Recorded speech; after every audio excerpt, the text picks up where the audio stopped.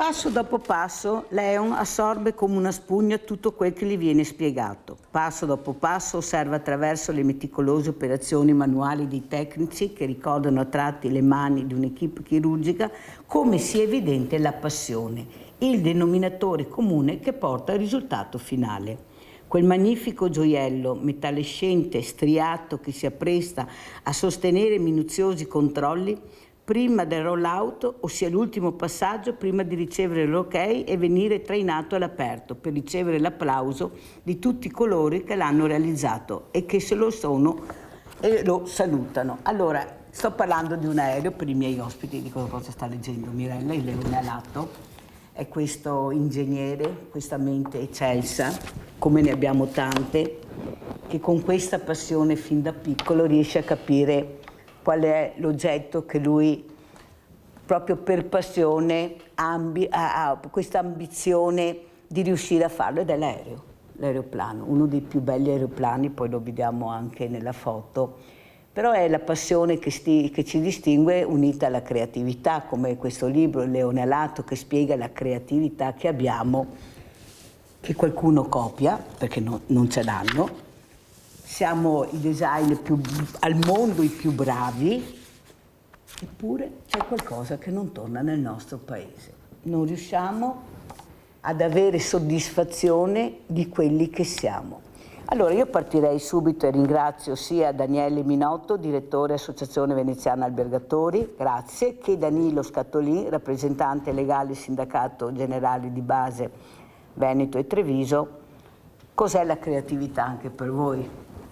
Ecco, perché anche lei, dottor Minotto, deve essere un po' creativo, cioè assolutamente deve dare, quando questo turista arriva, deve dare quell'accoglienza che secondo me, se ce l'hai la passione, sai fare l'accoglienza, perché è una cosa che devi avere, però anche un po' di creatività, perché il turista è molto attento a queste cose. Cosa mi dice? Ecco, questa creatività la vede in cucina, nelle sale, lei?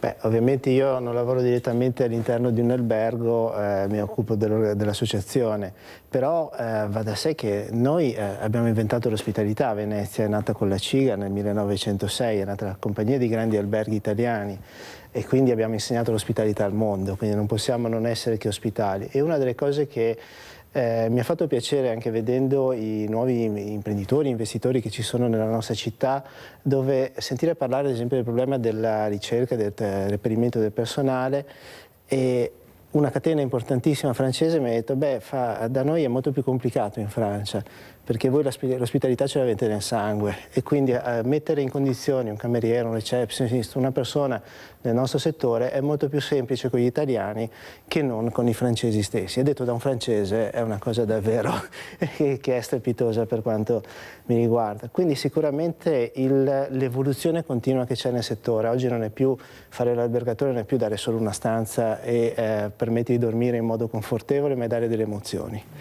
È essere parte integrante del territorio, far parte della destinazione turistica, perché troppo spesso abbiamo considerato solo delle scatole che dovevano ospitare persone. Oggi fa parte dell'offerta, ci sono alcune strutture ricettive che sono delle destinazioni nella destinazione e quindi un turista viene per venire in quel posto, perché avere quel tipo di prodotto. Non c'è più solo la classificazione per stelle, per tipologia di struttura alberghiera, extraalberghiera, ma è proprio quel filone di interesse e di volontà che ha il viaggiatore per poter vivere al meglio l'esperienza su quella che è la destinazione. Direttore, il problema numero uno è il personale. Allora adesso si apre, a parte che Venezia direi che lavora 12 mesi all'anno, più o meno, ma cosa vuol dire aprire una stagione e con la richiesta che sentiamo da parte di tutti del personale, e manca questo personale, manca la formazione per un personale anche adeguato a determinati lavori. Com'è la situazione? È vera, non è vera? È vero che le paghe sono scarse? È vero invece che ci vuole molta professionalità e si fa fatica a trovare? Allora, sono un po' vere tutte le cose, nel senso che noi, appunto, come giustamente si diceva, noi non abbiamo una stagionalità vera e propria, abbiamo un periodo di calo che è quello che viene fisiologico dopo la fine della mostra del cinema e quindi inizia un pochino a calare, dove circa da noi è solo al massimo un 20% delle strutture che operano una chiusura molto spesso anche strategica, perché serve anche per recuperare le ferie, per fare delle manutenzioni, perché comunque anche le nostre strutture si usurano e hanno bisogno di momenti di essere pronte per poter ospitare quello che sarà il grande flusso che ricomincia poi con il carnevale. Io ho iniziato a lavorare nell'Associazione Veneziana Albergatori a settembre del 2006, quindi sono 20 anni, tra pochi mesi, che sono in associazione. Io sono entrato non tanto per fare l'attività... I primi 20 anni, I primi 20 anni, no, non subito come direttore ovviamente. E sono arrivato perché come consulente esterno, perché c'era il problema di reperimento del personale. Quindi non è una cosa di oggi, per il nostro settore è sempre stato più in affanno ed è meno accattivante per una questione più culturale, perché il nostro verbo è servire, non è produrre, non è il manifatturiero che ha sempre avuto una cultura diversa nel paese. E quindi si è fatto sempre più fatica anche per i ragazzi iniziare un percorso formativo negli istituti alberghiere, negli istituti turistici, era un po' una seconda scelta, diciamo così, non c'era questo grande apprezzamento. Poi per noi veneti il concetto di servire era i film in bianco e nero degli anni 50 dove la serva parlava sempre in dialetto veneto ed era quello che era la nostra produzione principale. Carabinieri serve esatto. Tutti i nostri, anche i carabinieri. Quindi non veniva vista esattamente come la carriera. È cambiato negli anni, specie dopo la crisi della Lehman Brothers, e quindi che è cambiato l'interesse anche di questo tipo di investimenti che ci sono, e all'epoca, 20 anni fa, era una carenza di, noi avevamo circa un 8-10% di risorse che mancavano. Per quanto riguarda la città di Venezia è più o meno lo stesso il numero. Noi siamo un pochino più accattivanti perché la stragrande maggioranza dei nostri lavoratori hanno un contratto a tempo indeterminato e full time. E questo ovviamente per chi ha un mutuo si era un po' perso nel post-Covid, magari si era persi perché c'erano troppe moratorie su mutui, prestiti, cose, quindi pareva non fondamentale avere la stabilità contrattuale, e questo ha fatto sicuramente la differenza e ci ha permesso di recuperare, tenendo conto che noi abbiamo iniziato la chiusura non con il Covid, ma abbiamo iniziato con la quarta del 2019, perché avevamo solo avuto un mese di pausa tra una cosa e l'altra, quindi tre anni, e una dimostrazione di un tessuto imprenditoriale forte che ha saputo tenere e riaprire quasi subito, e quindi siamo ripartiti con meno 30% di lavoratori ed era veramente difficile riuscire a garantire quelle emozioni, quelle aspettative che dovevano avere i nostri ospiti. Hanno capito che c'erano anche delle difficoltà perché erano oggettive, è un problema mondiale. Oggi è rimasto su quel limite, ovviamente è più complicato per chi ha un'apertura di alcuni mesi l'anno, perché lo viviamo anche noi, ad esempio per quanto riguarda la parte del Lido, che è molto più stagionale rispetto alla città storica o alla parte della terraferma. E questo è un grosso lavoro che dobbiamo fare, cioè questo è un impegno che stiamo prendendo con le istituzioni, con le parti sociali, con i colleghi del sindacato, cioè sul fatto di trovare anche degli strumenti, in modo particolare per noi per quanto riguarda il Lido, di allungare la stagionalità e quindi la programmazione di eventi in città, che fa molto la differenza, perché gli eventi aiutano a garantire una continuità. E quindi a quel punto con degli strumenti, con degli ammortizzatori sociali è probabile che riusciremo anche in quell'ambito lì ad avere il tempo indeterminato. Direttore Minotto, chi sono questi lavoratori che lavorano negli alberghi? Perché quasi sempre quando si osserva si vede non italiani, pochissimi italiani, oppure è diverso, si vede quello che non si vede? Allora, dipende da dove si va e da quello che si trova e quali sono le aspettative. Noi abbiamo una componente prevalente che è quella degli italiani, quello sicuramente per quanto riguarda le nostre strutture. Poi c'è una forte componente sicuramente di stranieri, che non sono per forza, perché abbiamo anche persone che vengono da anche paesi europei che vengono a lavorare da noi in alcune strutture perché fanno parte di catene, perché fanno parte di gruppi o che comunque vogliono implementare quelle che sono le competenze. Ovvio che magari su quelle che sono le mansioni più operative, quelle magari può essere all'interno di supporto di cucina, sulla parte delle pulizie, ma perché? Perché è più semplice da integrare, perché magari c'è un rapporto meno intenso con il pubblico, perché io ricordo sempre che nel nostro settore tutti i nostri lavoratori hanno rapporti con il pubblico, forse il lavapiatti è l'unica persona che non si vede, se pensiamo anche alla cameriera dei piani potrebbe lavorare mentre noi stiamo ancora soggiornando e siamo dentro la camera. Quindi è un lavoro che richiede in tutti i ruoli una grande professionalità e anche un'attitudine, perché il fatto di stare con altre persone, con persone diverse, per poi non solo abbiamo i collaboratori che sono di altre nazionalità, ma abbiamo anche quasi il 90% dei nostri ospiti che sono stranieri, e quindi riuscire a far coincidere culture, specie in momenti dove ci sono anche tensioni che non riguardano magari il problema di lavorare a Venezia piuttosto che a Padova, a Verona, a Rovigo, ma nel loro paese, e alle volte ci sono delle difficoltà proprio nel poter erogare i servizi perché magari c'è un problema di tipo etnico tra colleghi o alle volte tra ospiti e colleghi. Più chiaro di così non poteva essere. Direttore, spero che abbiate capito a casa anche dove volevo arrivare, perché qualcuno continua anche a dire o a telefonare che non è vero che non ci sono gli italiani che vogliono fare questi lavori, è che diamo la possibilità agli altri di fare questi lavori, cosa non vero, perché ecco, qui abbiamo un rappresentante sindacale, mancano i numeri, non c'è niente da fare. Noi abbiamo adesso la demografia si fa sentire, non è che non vogliono, non ci sono, e se anche mettessimo a lavorare quelli che vorrebbero lavorare italiani non riusciamo a coprire i posti di lavoro richiesti, questa è la verità. Perché si fa fatica così a capire, Scatolin, l'importanza anche della diversità? Cioè, se uno, come dice il direttore Minotto, è bravo, sa lavorare, ecco, vuole integrarsi, c'è la possibilità di farlo, però me lo devi anche dare la possibilità, sennò io da solo come faccio? Ecco, e soprattutto la passione del lavoro. Ricordiamo che il 29 maggio ci sarà questo sciopero generale, vero Scatolin? È confermato, mi diceva Scatolin.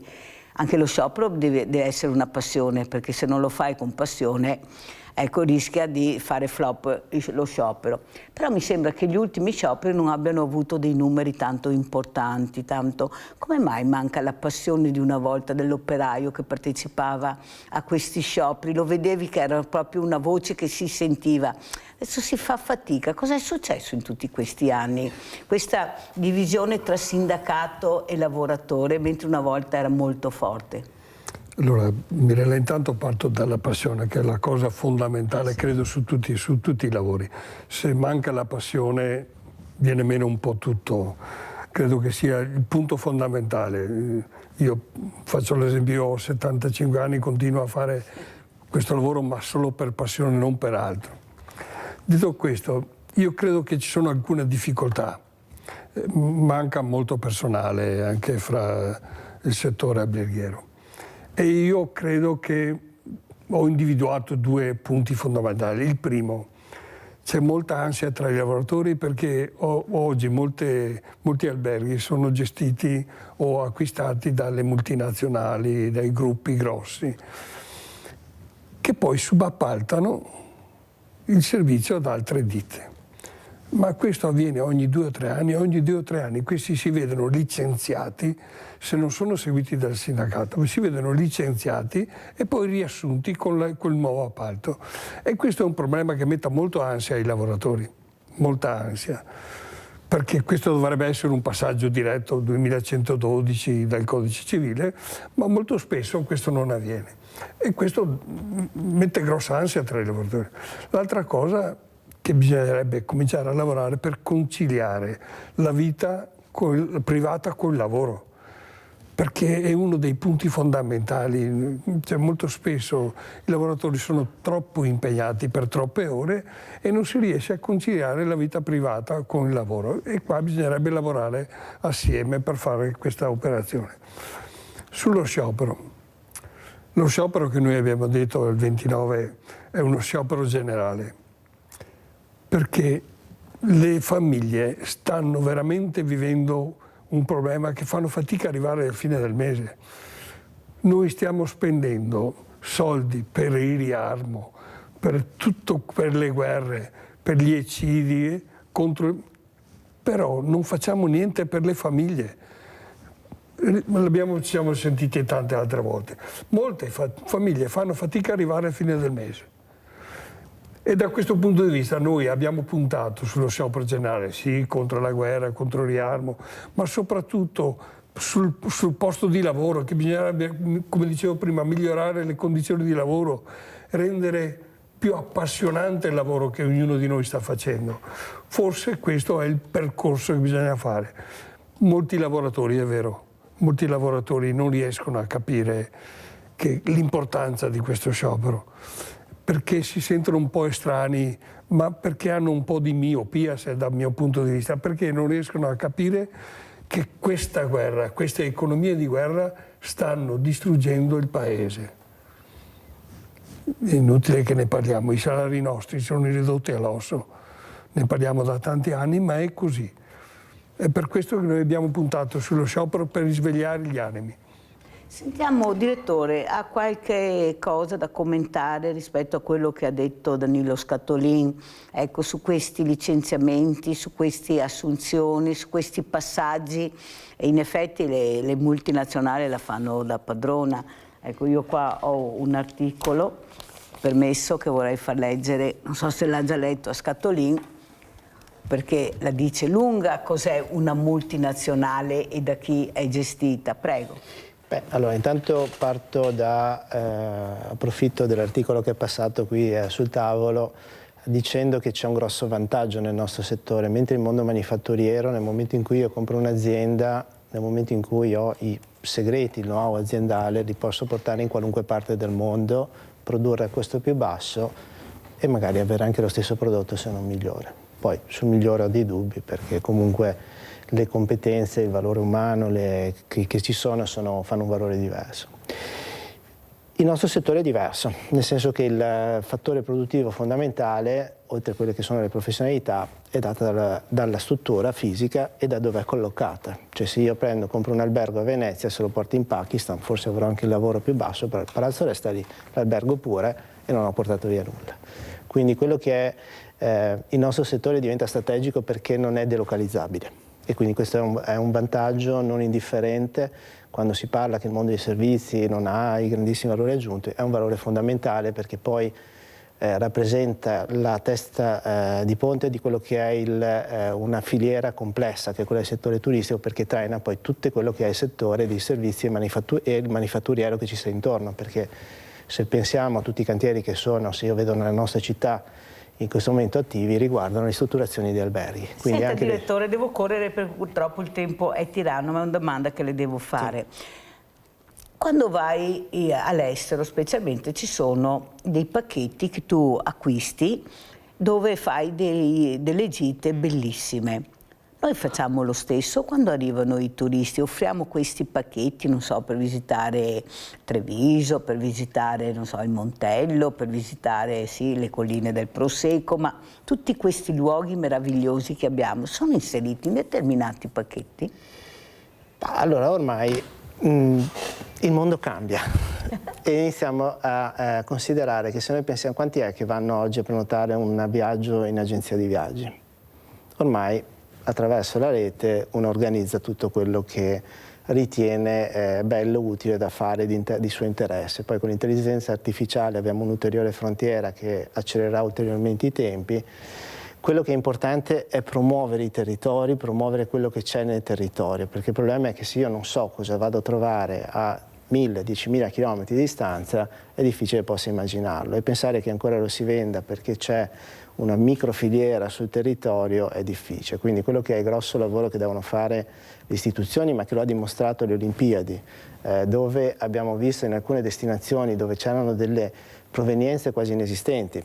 Per noi a Venezia il cliente captive è quello americano, statunitense. Verona, città d'arte, era quasi inesistente. Con le Olimpiadi sono apparsi gli americani anche a Verona.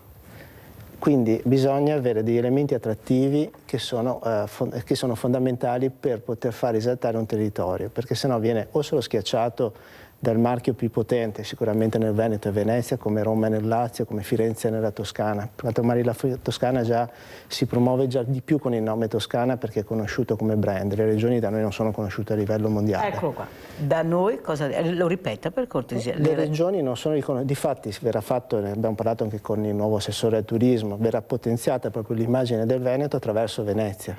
Venezia è una enorme area metropolitana che coprirà tutto il Veneto, perché poi alla fine, se noi pensiamo che il Veneto ha 5 milioni di abitanti, inizio a pensare a una città come New York e siamo un quartiere. Esatto. Quindi saper promuovere un territorio che ha un'offerta immensa permette di gestire meglio i flussi, di dare una ricaduta su quello che riguarda tutti i territori e poterli distribuire meglio, e quindi avere anche dei servizi, perché poi dove c'è il turismo si portano anche i servizi per i cittadini. Abbiamo Rinaldo da Venezia, vai Rinaldo!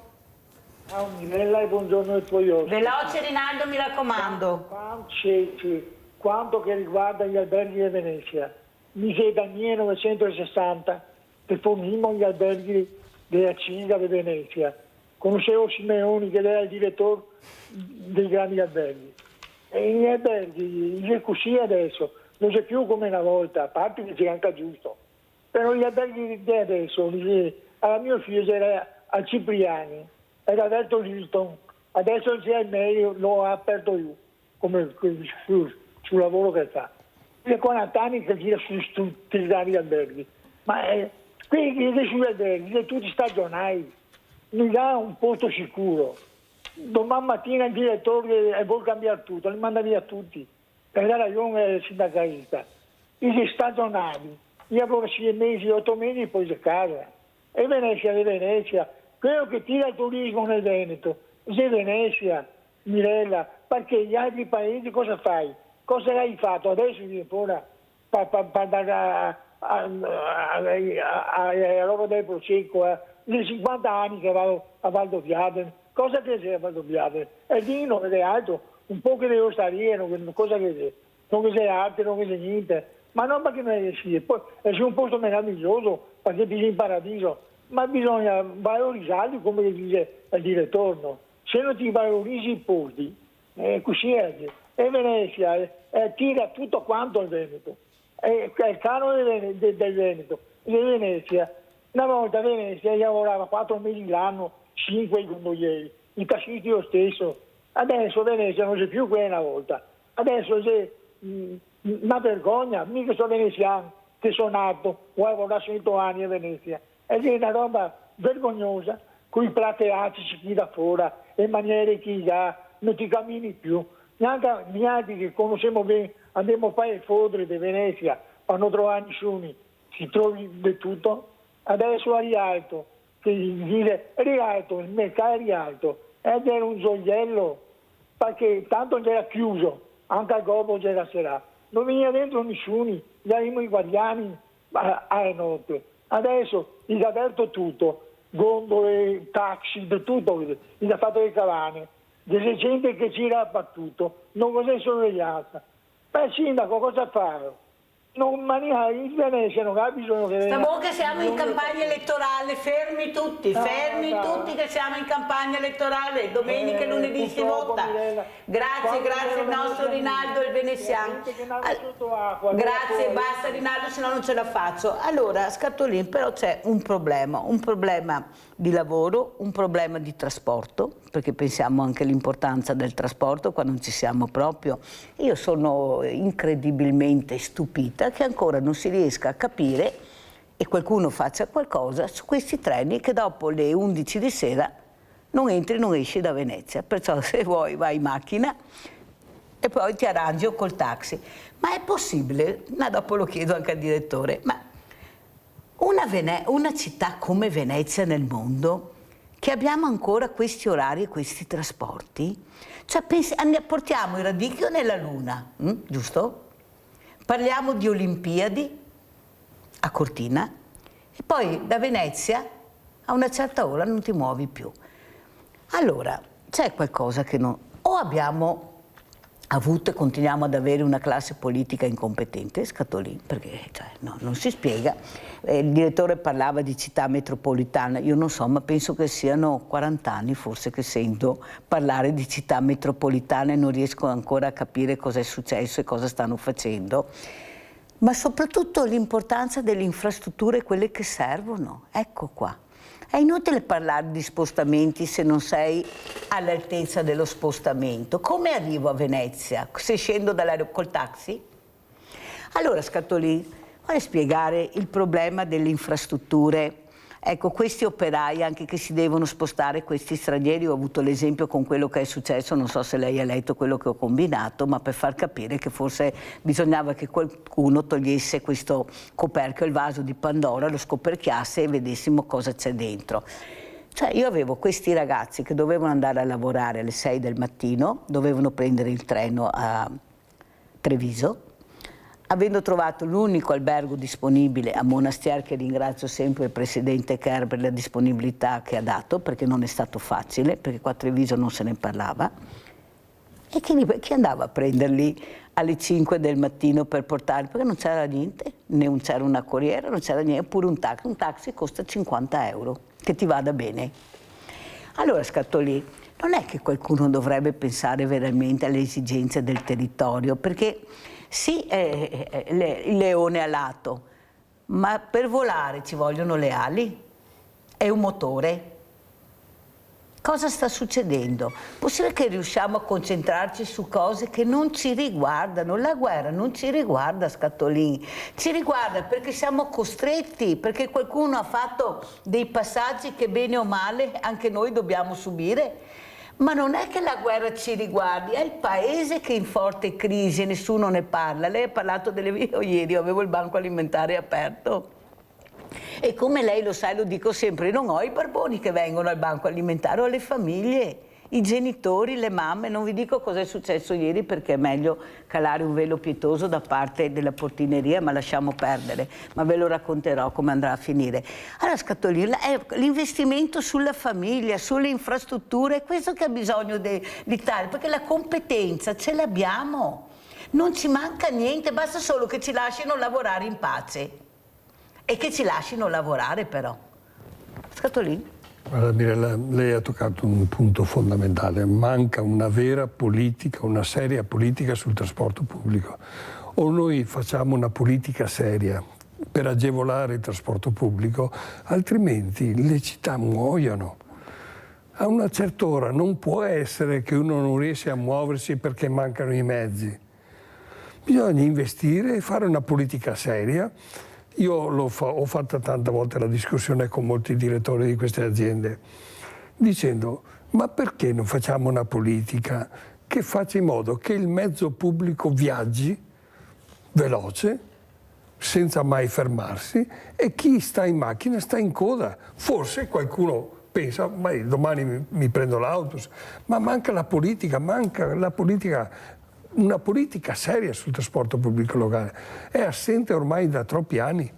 Guardi, sia che siano aziende pubbliche, sia che ci sia un privato dentro, quello che conta oggi è risparmiare. Gliel'abbiamo detto tante altre volte.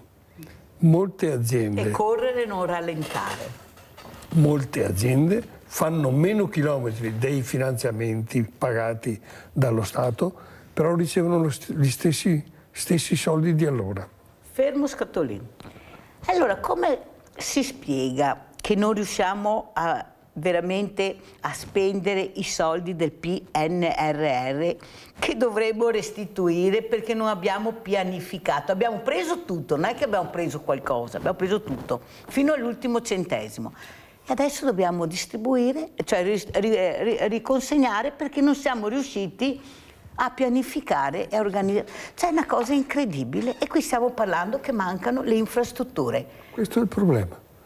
Non sappiamo neanche spendere i soldi che abbiamo a disposizione. Ma perché non investirli? Perché non investirli? Fare dei progetti e investirli per migliorare la città, per migliorare la vita di chi ci lavora, di chi ci vive. E invece no, neanche quando abbiamo la possibilità dei soldi del PNR, come diceva lei, Ma che sono tanti, dovremmo restituirli. Con gli interessi. Per forza, è così. Ma non è possibile andare avanti. Dovete ascoltare, perché poi il prossimo anno si va anche a votare, perciò io faccio prevenzione, cercate anche di capire, perché veramente guardate, io non so voi a casa, ma io tocco con mano la realtà e ve la racconto. Io non è che vi racconti storie o favole. Col banco alimentare si vedono delle cose che voi a casa neppure non immaginate, perché le persone parlano, ti raccontano com'è la situazione, e non è quella che vi fanno vedere o che voi volete vedere perché vi fa più comodo, a qualcuno, non a tutti. La realtà è che siamo veramente presi con le bombe con queste famiglie, e ripeto, non hanno 10 figli, hanno 2 figli e non ce la fanno più. Non riescono ad arrivare non a fine mese, con 2 stipendi sto parlando. Allora, direttore, non è il caso che forse dobbiamo fare squadra tutti assieme per cercare di dare ognuno, cioè di mettere ognuno la propria goccia per migliorare il paese, perché l'ha detto Scatolin, se serve lo sciopero bisogna farlo, bisogna essere uniti. Non dirmi non vo' a combattere, non mi riguarda, perché riguarda tutti, perché un colpo tocca a Scatolin, un colpo tocca a Mirella, un colpo tocca anche al direttore. Perciò dobbiamo essere uniti, ma per migliorare il paese, non per peggiorarlo, per far capire che non siamo degli invisibili. Io vedere quello che vedo al banco alimentare fa venire i brividi. Gli anziani senza denti non si curano e sono i nostri, sono mica diversi, non hanno mica la pelle nera o gialla o arancione. Sono i nostri, quelli che qualcuno dice difendiamo i nostri veneti. Queste persone dovrebbero venire, questi politici che difendono tanto il Veneto, vengano a vedere ai banchi alimentari cosa succede e come siamo presi al banco alimentare. Che non riusciamo neppure più a avere il latte, non arriva più niente e stanno creando sempre altri carrozzoni che non si riesce a capire perché. C'è qualcosa che non funziona, ve lo dice Mirella, c'è uno spreco di cibo, non sappiamo dove va a finire continuamente, tutti i giorni, non parliamo degli alberghi, io non so cosa sia avanzato il direttore, no, beh, lei sorride perché veramente, e a noi non riusciamo ad avere neanche l'ABC che sarebbe pasta, latte e farina. Cioè Mirella chiede 3 cose, non è che chiedo salmone o chissà cosa. Pane, latte, non arriva più niente. Non arriva più niente. Cosa sta succedendo? La politica vuole dare una risposta a Mirella? Cosa sono diventati gli empori solidali, i banchi alimentari nazionali? Dove va a finire tutto il cibo che dovrebbe arrivare anche dalla comunità europea? Ci fanno un elenco su quello che ricevono, quello che distribuiscono e quello che vorremmo avere noi? Che mandiamo centinaia e centinaia di mail, che non serve a niente, nome, cognome, età, peso, provenienza e resto? Vabbè, chi c'è al telefono? Pronto? Sì, sono Claudio Di Milano, buongiorno a tutti. Ciao Claudio, scusa se ti ho fatto aspettare, ma dovevo raccontarvi anche come funziona. Ma penso che una classe politica ha puntato sulla rovina dell'Italia e stanno vincendo, perché il primo costo è l'energia, ma abbiamo dalle 10 alle 20 centrali idroelettriche, piccole e grandi, che sono abbandonate, idroelettriche, e ti dicono che perché ci vuole l'acqua sempre e poi potrebbe mancare l'acqua perché le stagioni sono cambiate. Ma allora quando manca l'acqua, la corrente le acquisti. E questo, che questi politici hanno puntato sulla rovina dell'Italia anche per togliere i diritti e ci sono praticamente Unicredit ha fatto il 700% in più dal 2022, da quando c'è il milione, e uno dei motivi che ha fatto questo 700% in più di guadagno è perché c'ha le azioni BlackRock che è l'ENI praticamente, e Capital Research. Sono azioni che praticamente noi paghiamo con le bollette per pagare i dividendi di energia.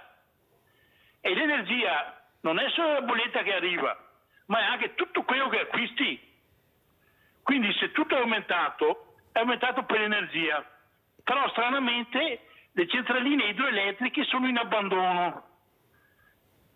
Buona giornata signori. Grazie Claudio, ho sentito le riflessioni di Claudio direttore, però anche voi, ecco, il problema che si parlava prima, l'importanza della città metropolitana è fondamentale anche per un turista che arriva, ecco, e i servizi, è là che dobbiamo puntare, sui servizi alla persona, indipendentemente da quali servizi, sui servizi alla persona. Ecco, cosa vede all'orizzonte, direttore? Allora, io mi permetto di fare una riflessione prima in generale, poi andiamo sul dettaglio. Allora, io non credo che nessuno abbia fatto un complotto per andare a destabilizzare il paese, il problema è mondiale ed è un cambio che sta avvenendo dopo 80 anni. Sentiamo rimettere in discussione la NATO, sentiamo rimettere in discussione tutti quelli che erano dei pilastri che erano fondanti della nostra società. L'altra cosa è che secondo me, poi concordo su molte cose che ha detto il collega del sindacato, serve sicuramente un grande patto sociale, ma non più ragionando a livello micro di territorio. Servono delle leggi che siano degli obiettivi nazionali. Quando dopo è stata fatta la ricostruzione del paese dopo la seconda guerra mondiale, è stato scelto di andare sull'automotive, quindi si sono fatte le autostrade, sono state fatte delle infrastrutture per andare a vendere quello che era un prodotto di eccellenza del nostro paese. Oggi non è più quello, l'abbiamo ceduto, 10.000 dinamiche che non ha senso in questo momento andare a rivedere. E si deve prendere da quello che c'è. Se oggi abbiamo un settore, il nostro è sicuramente il settore trainante, perché comunque è il primo settore produttivo, cosa che non era fino a pochi anni fa, non lo eravamo a un livello ridottissimo. E se poi solo come in PIL diretto è più del 13% del paese, in Veneto è ancora più alto, nonostante siamo anche una regione fortemente manifatturiera e con produzioni di eccellenza, va rivisto il paese, giustamente come si diceva anche prima sulla questione della logistica, perché è inutile che oggi stiamo a dire ma il problema della casa è perché lo voglio avere in centro storico. Il centro storico ormai sappiamo che, primo perché la gente non ci voleva abitare ed è andata via, è stata occupata da altre cose che nell'ambito turistico, facciamo in modo che i lavoratori possano arrivare.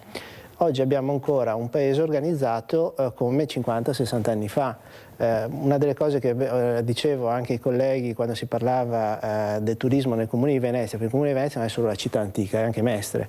Mestre ci sono 3.600 pernottamenti l'anno, sono 1.800.000 persone ogni anno diverse che vengono a Mestre. Sono le stesse presenze di Bologna, di Torino, di Napoli, cioè stiamo parlando molto più di Verona. E è ovvio che queste persone non è che vengono per vedere Mestre, vengono a Venezia. Se però tutti i servizi chiudono alle 7, che prima ancora che tornano, la ricaduta è bassissima, quindi bisognerebbe riorganizzare le città per poter sfruttare questo flusso economico. Stessa cosa per quanto si riguarda la questione dello spreco alimentare. Noi ci proviamo, abbiamo fatto degli accordi anche con delle associazioni che si riesce, poi ci si scontra molto spesso con i problemi che però se non è stato conservato esattamente in quel modo lì, allora piuttosto lo butto via.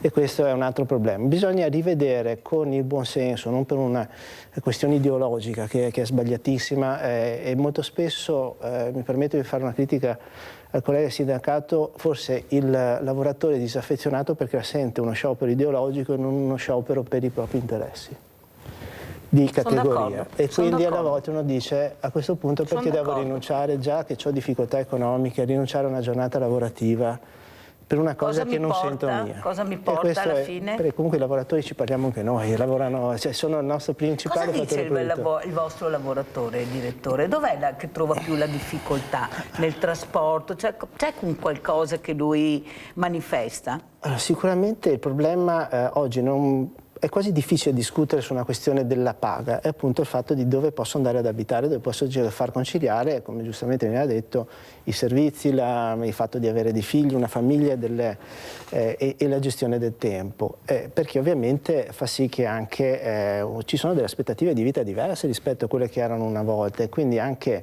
tutti i lavoratori hanno un loro progetto di vita.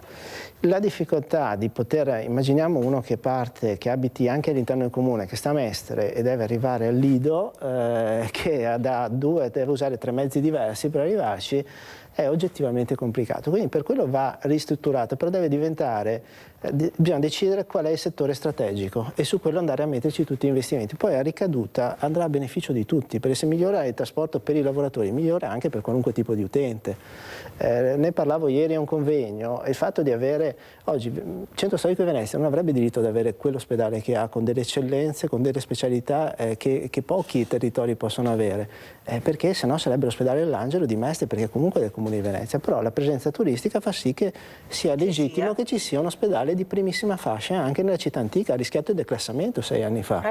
E quindi se questo qui è un elemento di vantaggio, sfruttiamolo bene.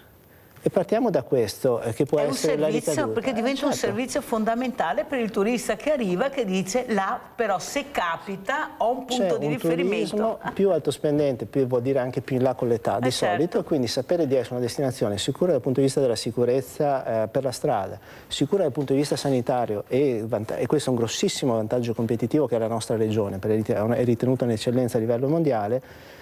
Il fatto di avere questa opportunità è un'implementazione del servizio per il turista, perché sono di abitanti temporanei che ci sono per tutto l'anno alla fine, perché cambiano le persone, poi i servizi io devo organizzarli per n numero rispetto a quello che è la popolazione residente.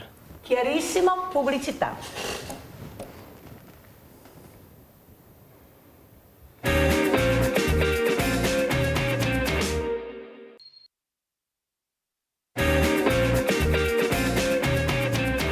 Danilo Scattolini, il resto dei servizi, il resto dei paesi, oltre a questa meravigliosa perla, non so se resterà una perla o se diventerà una patacca, scusa direttore, perché ho anche qualche dubbio, in Italia mai essere sicuri di niente, ma il resto, il territorio, quello che serve al territorio, i sindaci che si lamentano per i collegamenti, ecco qua le infrastrutture. Era con lei, che parlavamo di infrastrutture, dicono ma quelle che sorgeranno, a chi serviranno?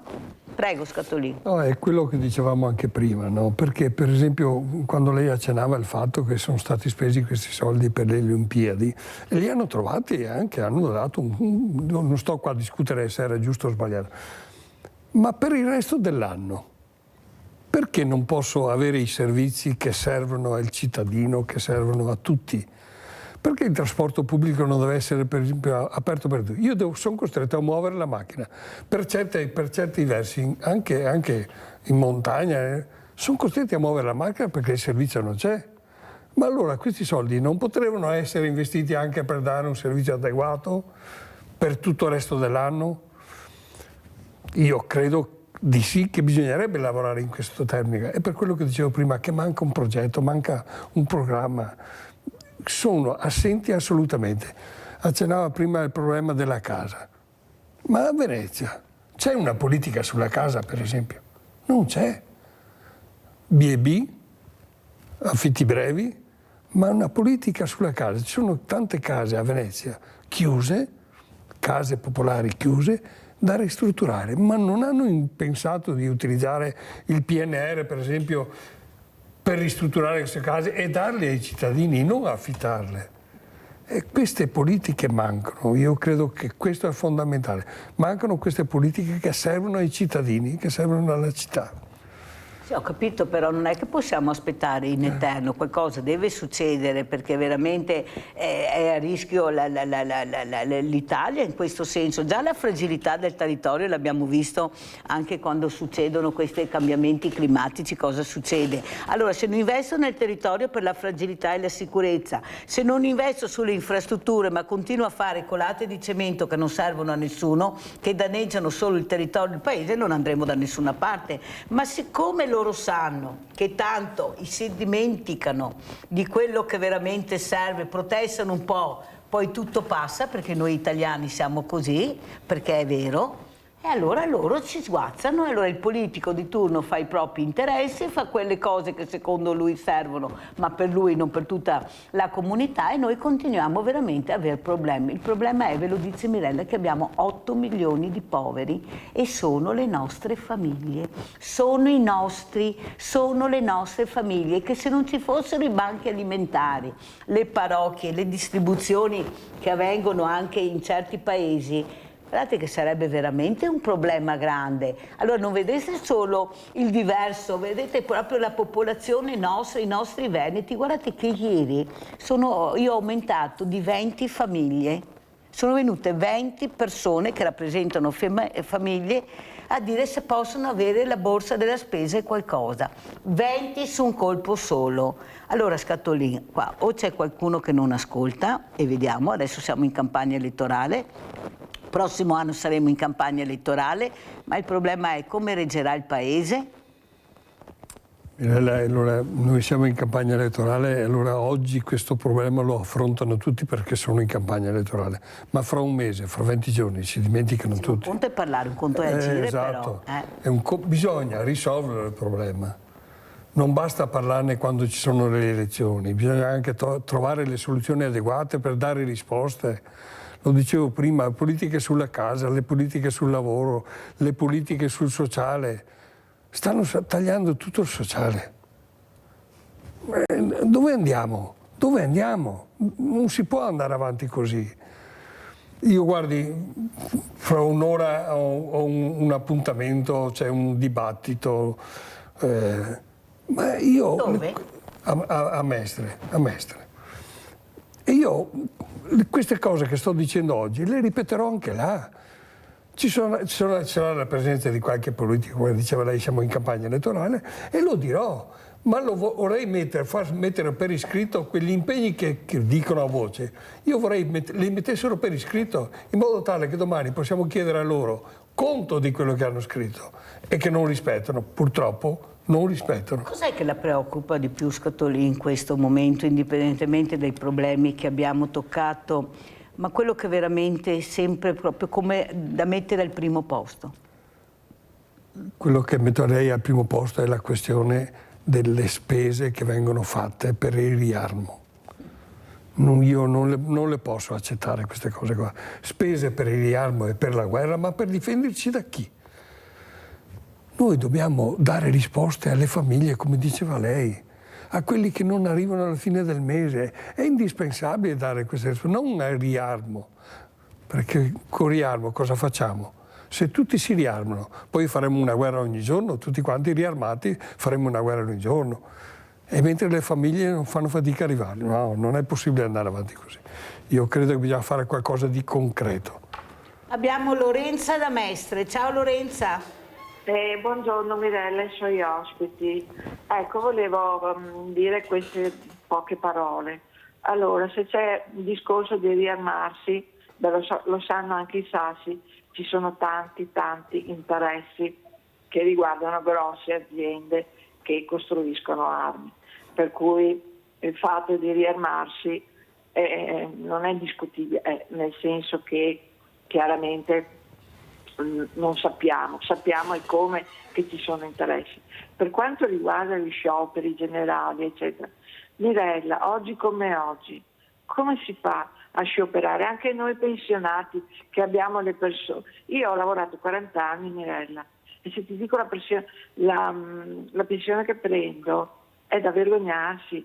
Non c'è mai stata una manifestazione che riguarda i pensionati, le operaie che sono pagati sotto costo. Sono pagati sotto costo perché con l'emigrazione che abbiamo avuto sono in 4-5, si dividono le spese di un appartamento e vengono pagati meno. Ecco che l'italiano si trova in grosse difficoltà.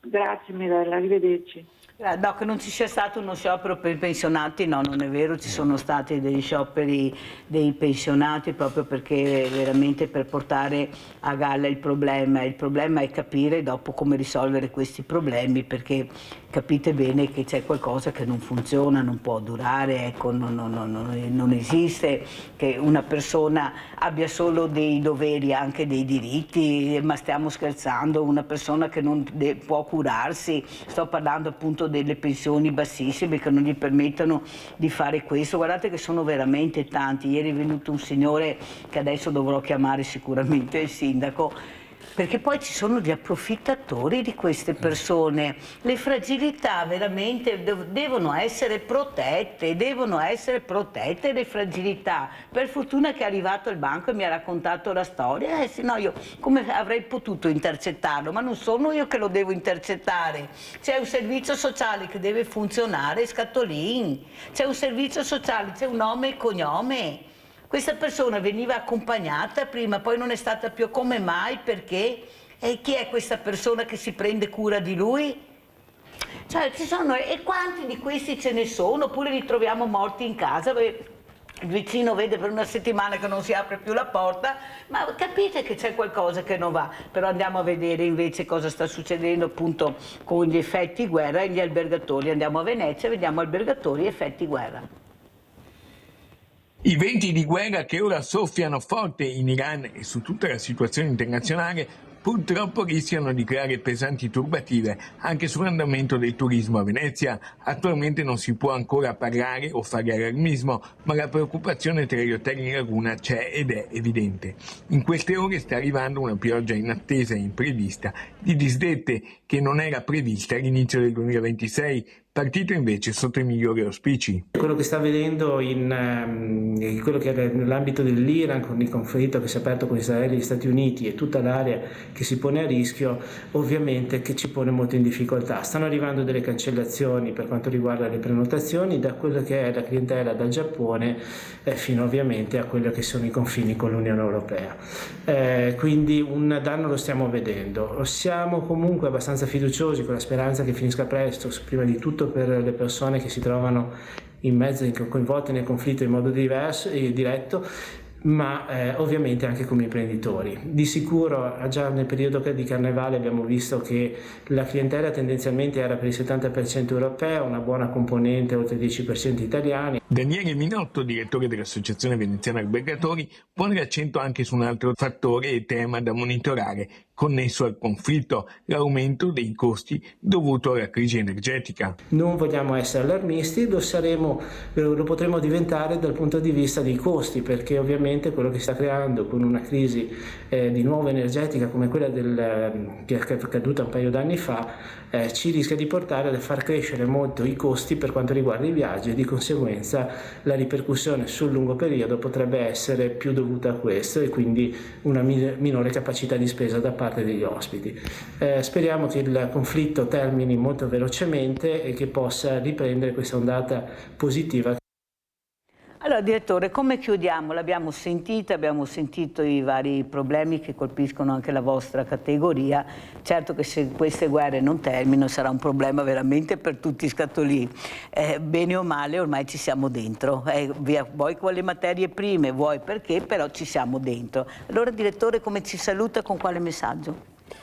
Come sempre rappresentando una categoria di imprenditori in modo positivo, nel senso che è innegabile che la situazione è difficile, ma dobbiamo purtroppo abituarci a conviverci, perché sembra che sia passato poco tempo, però ormai la guerra in Ucraina è da più di 4 anni, più lunga della Prima Guerra Mondiale, e quindi ha una ripercussione forte. Poi c'è la parte comunque medio orientale tra Israele e adesso la parte estesa all'Iran, e comunque vediamo che gli equilibri mondiali cambiano continuamente in base a quelle che sono le dinamiche che si vanno a creare. Sicuramente preoccupa l'incremento continuo dei costi, dove sarà difficile riuscire perché il problema è fin tanto che rimangono come congiunturali, è un problema che è passeggero, come vediamo la pompa alla benzina sale e scende, ma quando diventa strutturale, come è stata dopo la prima crisi energetica conseguente alla questione della guerra ucraina e a una serie di contingenze che si sono andate a creare, dopo è diventata strutturale, quindi ci siamo trascinati e rimangono su tutta la filiera produttiva. Quindi questo sicuramente è un problema. Poi è ovvio che fa diminuire l'ottimismo nelle persone, perché è ovvio che la visione del futuro non è più rosea come uno la poteva avere, e come siamo nati tutti quanti con un'idea che la guerra fosse solo una cosa che riguardava delle distanze molto forti o non per il nostro modello di civiltà. Questo sicuramente sì. I scenari di guerra sono, dal punto di vista nostro turistico, per ora fortunatamente si blocca un pochino il mondo asiatico, però è ovvio che è anche difficile andare dall'altra parte, e quindi una parte consistente del mondo, quindi Europa. La Russia ormai ci siamo abituati, che sta un po' a lato. Bisogna sicuramente porre le basi per anche ragionare, anche la polemica che c'è stata con la Biennale di Venezia, comprensibile la questione di alcuni paesi, però prima o poi deve finire, quindi con queste persone ci dobbiamo dialogare, dovremmo tornare ad avere dei rapporti umani, dei rapporti di collaborazione, perché poi le scelte non le hanno fatte i cittadini, non le hanno fatte direttamente, e quindi non deve esserci una campagna d'odio infinita che dopo alla fine deteriora i rapporti. Lo vediamo nella nostra società, gli effetti che ci sono specie sui più giovani, insomma, alla fine è diventato un mondo molto più brutto da questo punto di vista. Dobbiamo fare un grosso lavoro tutti quanti, ma nell'interesse reciproco, proprio perché non ci siano sacche di povertà, che non ci siano, o che si riducano perlomeno. Va fatto un grande processo culturale, non solo nostro, ma deve essere all'interno sicuramente dell'Unione Europea. Deve esserlo, purtroppo è vero, la questione riarmo comporta dei costi, però va anche detta una cosa, che noi siamo anche un paese che produce. E sono produzioni di eccellenza che oggi, non avendo più il metalmeccanico che avevamo prima, però avere Finmeccanica e Augusta ci permette di salvaguardare la tecnologia italiana. e questo è importante anche dal punto di vista economico. Vorremmo avere a Marghera in Fincantieri la produzione militare rispetto a quella della crocieristica, perché sicuramente porta anche lavoro di altissima qualità e quindi va valutata. Poi fortunatamente per 80 anni la deterrenza ha fatto sì che ci sia stata la pace e quindi forse un ragionamento dobbiamo farlo su questo e io lo voglio considerare a prescindere un investimento per il beneficio futuro. Non riguarda direttamente la categoria, ma questo lo dico come cittadino. Io ho molta fiducia nei giovani perché, come dice lei, noi dobbiamo vivere in pace come siamo vissuti in tutti questi anni con la democrazia e sono molto ottimista con i giovani. Ieri ho visto una cosa bellissima, questo ragazzo colpito, non so se l'avete visto anche voi, ecco, che non ha più l'uso delle gambe come prima, si regge ancora con le stampelle, che è andato a abbracciare i ragazzi che l'avevano colpito. Ecco, non voglio far polemica, non voglio dire niente e quando gli è stato chiesto perché l'hai fatto, perché non devo dargliela vinta, devo far capire loro che c'è un altro mondo. Guardate che è stata una cosa veramente che ha commosso. Ecco qua il giovane che vede lontano, che vede un futuro diverso, un futuro di accoglienza, di pace, sono loro che protestano. Scatolin, allora dobbiamo prendere esempio da questi giovani per arrivare a quello che ha detto il direttore per vivere in pace. Saranno loro forse che ci faranno vivere in pace, che avranno finalmente il futuro nelle loro mani. Dovremo attendere, ma ormai è meglio attendere, è meglio tardi che mai. Prego. No, ma sui giovani noi dobbiamo puntare sui giovani, se non puntiamo sui giovani non abbiamo futuro, quindi da questo punto di vista è fondamentale. Ha molto toccato anche a me quell'abbraccio, mamma mia. È stato molto emozionante. Però Mirella, se mi permetti, io vorrei lanciare un appello anche alla signora che è intervenuta prima. Sì, a Lorenza. Perché è vero, lo sciopero costa, e costa soprattutto in questi momenti. Ma ci sono dei momenti che bisogna tornare in piazza, non c'è alternativa. Dobbiamo far sentire la nostra voce e non c'è altro modo. Capisco che per chi lavora, per i pensionati è un problema, però dobbiamo far sentire la nostra voce. I numeri sono importanti. E perché contano, alla fine ci contano. Perché si va a dire, ma... Quattro gatti. Allora, se invece si vede tornare in piazza migliaia e migliaia di persone, forse qualcuno riflette. Guardi, da questo punto di vista noi dobbiamo imparare molto dai francesi. Quando hanno anche dagli spagnoli. Bravo. Quando hanno grossi problemi, vanno in milioni in piazza. Sì. E se vogliamo risolvere questi nostri problemi, dobbiamo tornare in piazza. Dobbiamo sacrificare, perdere del nostro tempo, ma bisogna tornare in piazza. Non c'è alternativa. Per supportare quello che dice Scatolin basta vedere cosa sono riusciti a fare i trattori. Quando hanno visto che i trattori avevano deciso di fare questo sciopero, sono tornati indietro e hanno detto aspetta che rivediamo un po' quello che avevamo deciso di fare. Perciò i numeri sono importanti.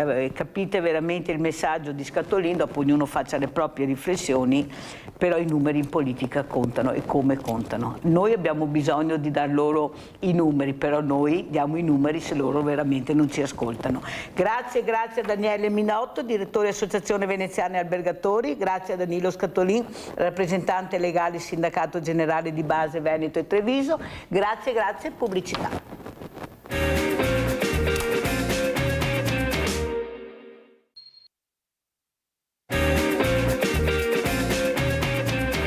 Io ringrazio e saluto l'onorevole Enrico Cappelletti, parlamentare di 5 Stelle, che è qui con noi perché Mirella ha tanto bisogno di parlare con l'onorevole Cappelletti, ma ve l'avevo già detto perché io parlo a voce alta, non è che parlo quando ho finito la trasmissione, io parlo per voi, con voi, e saluto anche Guido Spada, dirigente della Forestale dello Stato. Grazie anche a lei, Spada, di essere qui con Mirella, perché anche qua si parla di ambiente, è tutto da parlare, da capire cosa sta succedendo. Allora, onorevole Cappelletti, Io ho un banco solidale, come ho spiegato fuori onda, ma adesso parlo anche con voi perché dovete sapere, perché è una cosa che riguarda tutti poi alla fine. Questo banco alimentare che da diversi mesi non riceve più derrate alimentari da quelle che sono, no, non riceve più, molto poco rispetto a una volta, a quelle che sono le esigenze dei banchi alimentari, soprattutto pasta, dico subito, riso, farina, latte. Cioè non è che chiediamo salmone, anche se a mio avviso anche il pesce non farebbe male, perché io dico sempre che non abbiamo maiali ma abbiamo persone e la borsa deve essere dignitosa. Sì. La risposta è che dal Ministero arriva quasi niente, arriva pochissimo. Allora, intanto vorremmo capire che ci fosse trasparenza, perché sono soldi pubblici, oltretutto. Sì.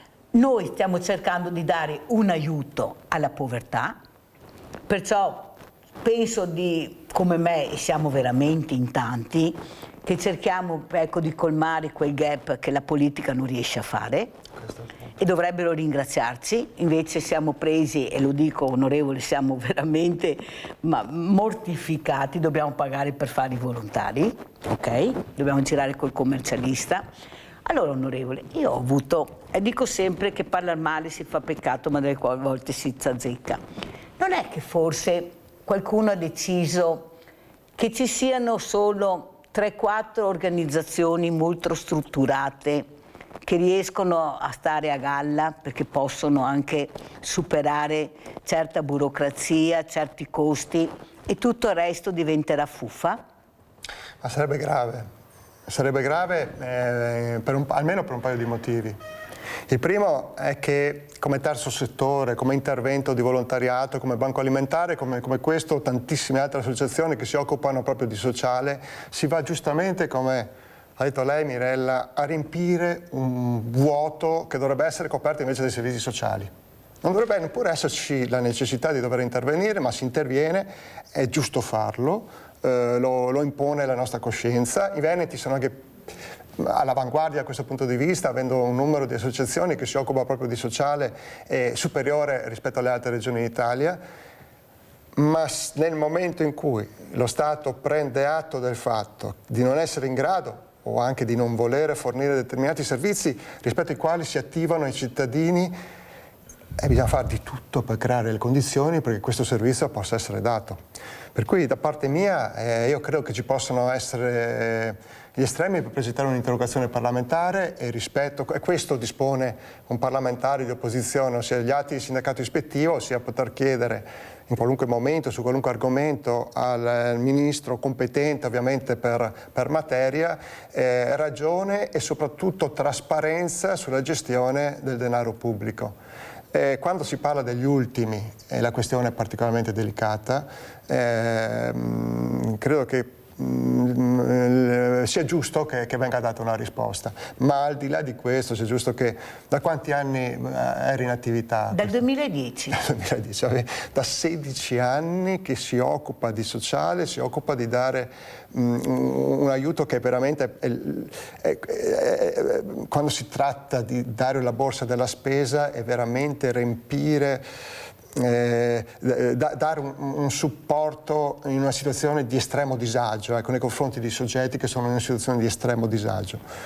Non è possibile che da questo punto di vista non ci sia una risposta, per cui credo che sia corretto capire perché a distanza di tanti anni questa sia una politica che trovi dei contrasti, che non possa essere portata avanti. Credo che sia doveroso, al contrario, sostenere tutte le forme di volontariato che si occupano di sociale perché lo fanno bene, perché lo fanno con il cuore, perché lo fanno proprio da volontari, quindi anche con una grande efficienza e perché ce n'è un gran bisogno nel nostro Paese.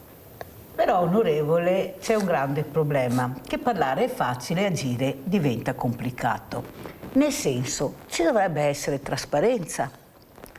Trasparenza su quello che è un bene pubblico.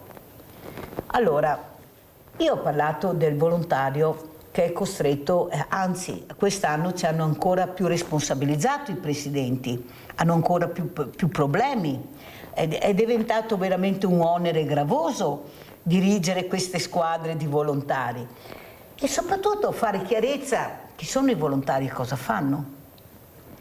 Chi sono le cooperative? Non so se lei ha sentito, qui a Treviso il prefetto ha deciso di a fare l'accoglienza agli immigrati non più con le cooperative, come le associazioni di volontariato. C'è qualcosa che non torna. Allora, dobbiamo capire, onorevoli, prima di tutto, visto che siamo iscritti in regione, tutti quanti, chi siamo e cosa facciamo. Perché questi stage cominciano a darmi fastidio. Allora, io capisco che ci siano associazioni di volontariato che questi volontari devono fare sulla sicurezza perché hanno quello scopo. Ma la borsa dell'80enne che viene data a queste persone, perciò il tempo che questa persona diversamente giovane, perché non so, abbiamo solo diversamente giovani che fanno i volontari dappertutto, a parte qualche raro caso, e qua sarebbe da discuterne, non deve fare lo stage. Cioè, capite che la politica deve dare un segnale di chi è e da cosa è fatto il mondo del volontariato, perché hanno fatto talmente un minestrone che siamo tutti dentro che non capiamo più niente. A un certo momento io a una riunione in regione, onorevole, mi sono alzata e ho detto: scusate, devo aver sbagliato ufficio, perché state parlando tutti di soldi, tutti vogliono soldi, ma stiamo parlando di volontariato o sono su un ufficio di cooperative? Ecco qua il problema. Chi è il volontariato e chi è la cooperativa? Chi sei tu cooperativa? Cosa fai? A fine anno ci dovrebbe essere un qualcosa di trasparente su questo, perché queste cooperative ormai, sa, a Mirella cominciano anche a preoccupare, per carità ce ne sono di bravissime, ma sarebbe meglio fare i controlli anche su questo. Oltre, io ho avuto 3 controlli dal Banco Alimentare, compreso il controllo europeo. Fatalità, sono venuti dalla mia, mi va benissimo, per carità abbiamo ricevuto anche i complimenti, eravamo in ordine, ma capisci che, ma dove vai a fare i controlli? Dove vai a farli? Ecco, la politica deve intervenire, perché il sociale è il primo posto adesso, che riguarda sicurezza, che riguarda alimentazione, che riguarda tutto. Dovete intervenire, onorevoli, indipendentemente da destra o sinistra, perché qui stiamo sostenendo il paese, è il mondo del volontariato che sta sostenendo il paese e qualcuno lo sta uccidendo, mortificando, onorevole. Prego. Ma io credo che dovunque ci sia utilizzo di denaro pubblico ci devono essere dei controlli. Non vuol dire controllare tutto, vuol dire dei controlli però anche mirati, perché il rischio di una speculazione o di un utilizzo non appropriato delle risorse è un rischio che purtroppo in particolar modo, ma non solo nel nostro paese, è sempre presente. Quindi è giusto che ci siano dei controlli, anzi guai se non ci fossero. Mi viene però da pensare che se c'è una speculazione, ossia se io vado veramente a utilizzare dei fondi che devono andare agli ultimi degli ultimi per trarne un profitto personale, commetto il peggior crimine che potessi mai pensare a fare, e quel tipo di crimine deve essere veramente sanzionato in maniera molto seria, perché non c'è nulla di peggio che utilizzare a proprio favore delle risorse che dovrebbero essere utilizzate, sono anche poche, per chi si trova veramente a rappresentare l'ultimo anello della società. Detto questo, mi viene da pensare che tutto ciò che viene fatto per fare un piccolo passo in avanti verso l'integrazione in qualche maniera trovi degli ostacoli, e questo è un paradosso, perché con il governo di Giorgia Meloni abbiamo avuto un aumento del 50%, andatevelo a vedere nel sito del Ministero degli Interni dove ci sono tutti i grafici anno per anno, aumento del 50% degli sbarchi illegali nel nostro paese. Attenzione, quando c'erano il 50% in meno, il 50% significa 100.000 sbarchi in meno, Giorgia Meloni e i suoi affezionati andavano a urlare contro la sostituzione etnica, contro l'invasione, contro l'islamizzazione del nostro paese. Adesso sono aumentati del 50%, da 200.000 a 300.000, e il problema è sparito. Contemporaneamente il governo Meloni ha adottato un decreto flussi che prevede 500.000 ingressi irregolari nel nostro paese. Tra regolari e irregolari parliamo di 800.000 persone. Ora, comunque la si vuole pensare, questo è il risultato di 4 anni di governo Meloni, comunque la si voglia pensare, vogliamo considerare che non ci debba essere fatto nulla da un punto di vista dell'integrazione. Nadia da Treviso, vai Nadia. Pronto? Niente, non la sento. Nadia? Allora, un'altra importante cosa che riguarda tutti, questo cambiamento culturale riguarda l'ambiente. Allora Spada, lei è un dirigente forestale dello Stato, ex dirigente, già dirigente.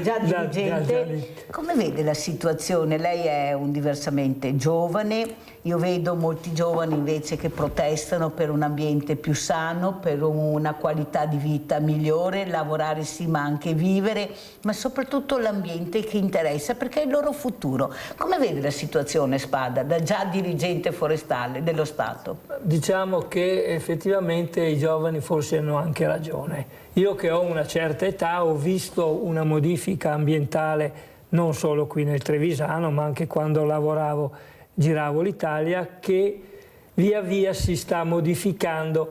Prendiamo ad esempio, tutti parlano di cambiamento climatico, e chi dice chi una cosa, chi dice l'altra, giusto, però questo cambiamento sta avvenendo troppo velocemente. Le ere geologiche ci sono sempre state, avevamo i coccodrilli in Sud Italia, adesso, però il fatto che adesso questo cambiamento che preoccupa soprattutto i giovani sia così veloce è un dato preoccupante per me. Perché io mi ricordo, io ero giovane, 50 anni e rotti fa, avevamo i nostri proverbi, no? Sai, marzo, quindi Maggio adagio. Era vero, più o meno. Oggi vediamo, abbiamo visto poco tempo fa, pochi giorni fa, questi disastri, diciamo, queste piogge torrenziali, cioè una volta era anche il giovane, se io fossi un giovane mi preoccuperei veramente che c'è qualcosa che la natura ci sta dando, ci sta... Dei segnali. Dei segnali, per me sono dei segnali, ma è tutto. Per esempio, prendiamo tante cose. Aspetti sì. Spada, perché abbiamo Nadia, se non mi cade un'altra volta la linea. Vai Nadia. Ciao Mirella, ciao. Buongiorno ai tuoi ospiti. Niente, volevo dire, volevo tornare allo sciopero che avevi parlato prima. Sì. Allora, fanno sempre lo sciopero il 29 di maggio, cade di venerdì, gli scioperi vengono fatti sempre di venerdì e poi c'è il 2 giugno, dunque pensa che lungo ponte, da venerdì fino a martedì, che è il 2 giugno. Io non trovo giusto che questi scioperi vengano fatti di venerdì. Dovrebbero essere fatti durante la settimana. Mettiamo il martedì e il giovedì, ma non al venerdì.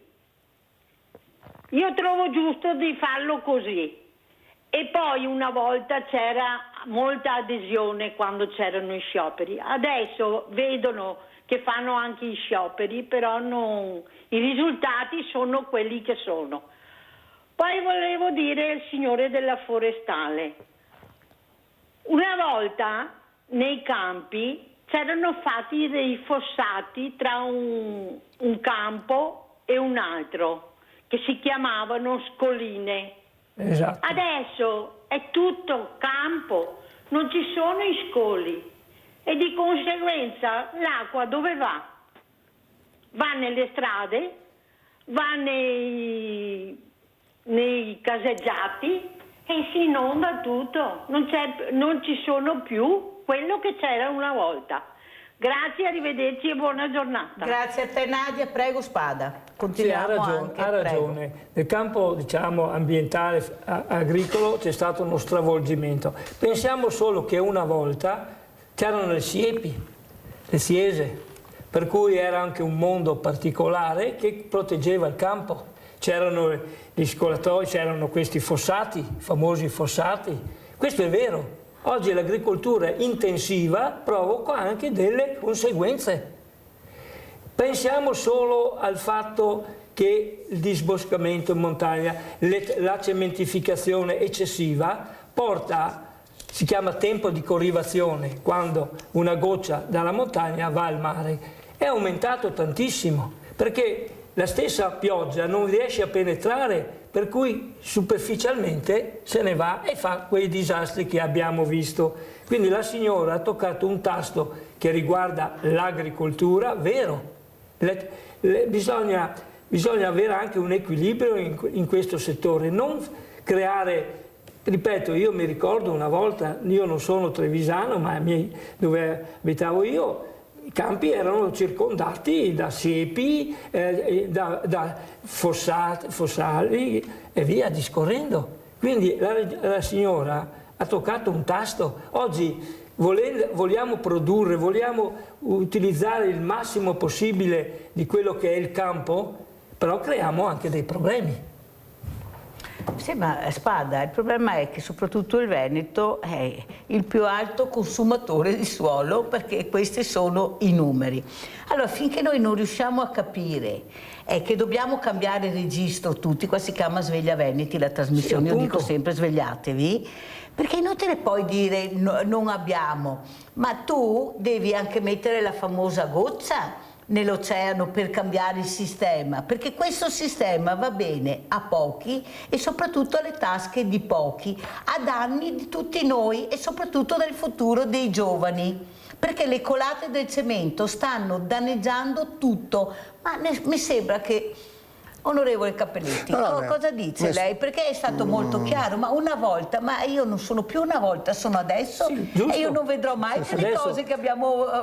sono appunto chi si occupa anche di politica che deve intervenire. Noi forestali una volta segnalavamo queste cose, cercavamo di bloccare certe, diciamo, livellamento collinari, per cui pur che sia bello liscio andava tutto, e noi cercavamo, abbiamo fatto anche degli interventi, però se non si ha il supporto della politica regionale e nazionale, le cose continueranno in questa maniera, e la mia preoccupazione per i giovani è proprio questa. Sentiamo l'onorevole ormai sappiamo che ogni volta che piove c'è un'alluvione, ma non è un caso. Certo, sta cambiando il clima, lo sappiamo, ci sono piove in maniera molto più concentrata, eccetera, ma vogliamo dirlo che negli ultimi 20-30 anni il Veneto ha raggiunto una percentuale di cementificazione del 12,4%, che è quasi il doppio della media nazionale. Vogliamo dirlo che il Veneto è la seconda regione più cementificata d'Italia. Vogliamo dirlo che ancora oggi, nonostante una legge inutile che è stata fatta dal Consiglio regionale qualche anno fa, consumo di suolo zero, ma prevedeva tante, ma così tante di quelle eccezioni, per cui l'eccezione è diventata la norma e sono andati avanti a consumare il suolo ancora più velocemente di prima, e ancora adesso ci sono tutta una serie di progetti, di centri logistici da realizzare in Veneto, alle città, Padova, la città dove arrivo, ma anche Verona, eccetera, dove ci sono impermeabilizzazioni da 100-150 mila metri quadrati al colpo. Vuol dire più del Prato della Valle, solo per una realtà economica che va a insidiarsi su un territorio di cui peraltro non c'è nessuna necessità. Avremmo bisogno di andare a ristrutturare anche l'economia, il tessuto economico del nostro paese. Abbiamo più di 4.000 capannoni vuoti, dobbiamo pensare all'utilizzo di queste risorse proprio per dare una risposta alle esigenze economiche che abbiamo oggi, cioè andiamo a costruire sul costruito. Continuiamo invece a consumare campagna, lo sapete perché? Per un motivo molto semplice, perché il costo al metro quadro di un campo agricolo, nel momento in cui viene approvata una variante e ci concede la possibilità di realizzare un centro logistico, aumenta di 10 volte. E in quella maniera il politico ottiene consenso politico, l'imprenditore ottiene dei vantaggi economici e delle rendite economiche gigantesche. E questo perché è successo in Veneto il doppio rispetto alle altre regioni del nostro paese? Ecco, su questo dovremmo farci una domanda, perché si rischia veramente di arrivare a un punto di non ritorno, e lo stiamo già raggiungendo per il semplice fatto che ci rendiamo conto che ogni volta che abbiamo un'acquazione un pochino più intenso rispetto alla norma, abbiamo intere aree di città, se non comuni, che finiscono sotto acqua, e questo in qualche maniera è anche la conseguenza, certo, del cambiamento climatico, ma anche di questa cementificazione scriteriata che che continua ancora oggi, ancora adesso in Veneto. Però vede, onorevole, è vero quello che dice lei, però pagano sempre le fragilità. Chi non fa parte della politica del cerchio magico non riesce a fare niente, anche come distribuzione di denaro pubblico. E questo lo si vede perché basta vedere i sindaci di una certa parte politica che riescono a avere sempre di più di quello che non appartiene a quella fascia politica. Sì. E soprattutto che paga le conseguenze poi sono le fragilità, perché il grande costruttore riesce sempre a vincere. Il piccolo che chiede un ampliamento oppure di farsi la casetta su un pezzetto di terra che magari ha ereditato e vuole fare la casetta, chiede la possibilità perché magari è su un contesto che può diventare anche non più zona agricola ma zona edificabile, ma se non hai soldi e non hai un supporto politico la tua casetta te la sogni, onorevole. Perché così funziona il sistema, non c'è niente da fare e noi vediamo cosa succede con i piani regolatori, come saltano i sindaci sui piani regolatori. Il piano regolatore spada vuol dire anche ambiente, certo. O sbaglio? Come mai i sindaci saltano sul piano regolatore?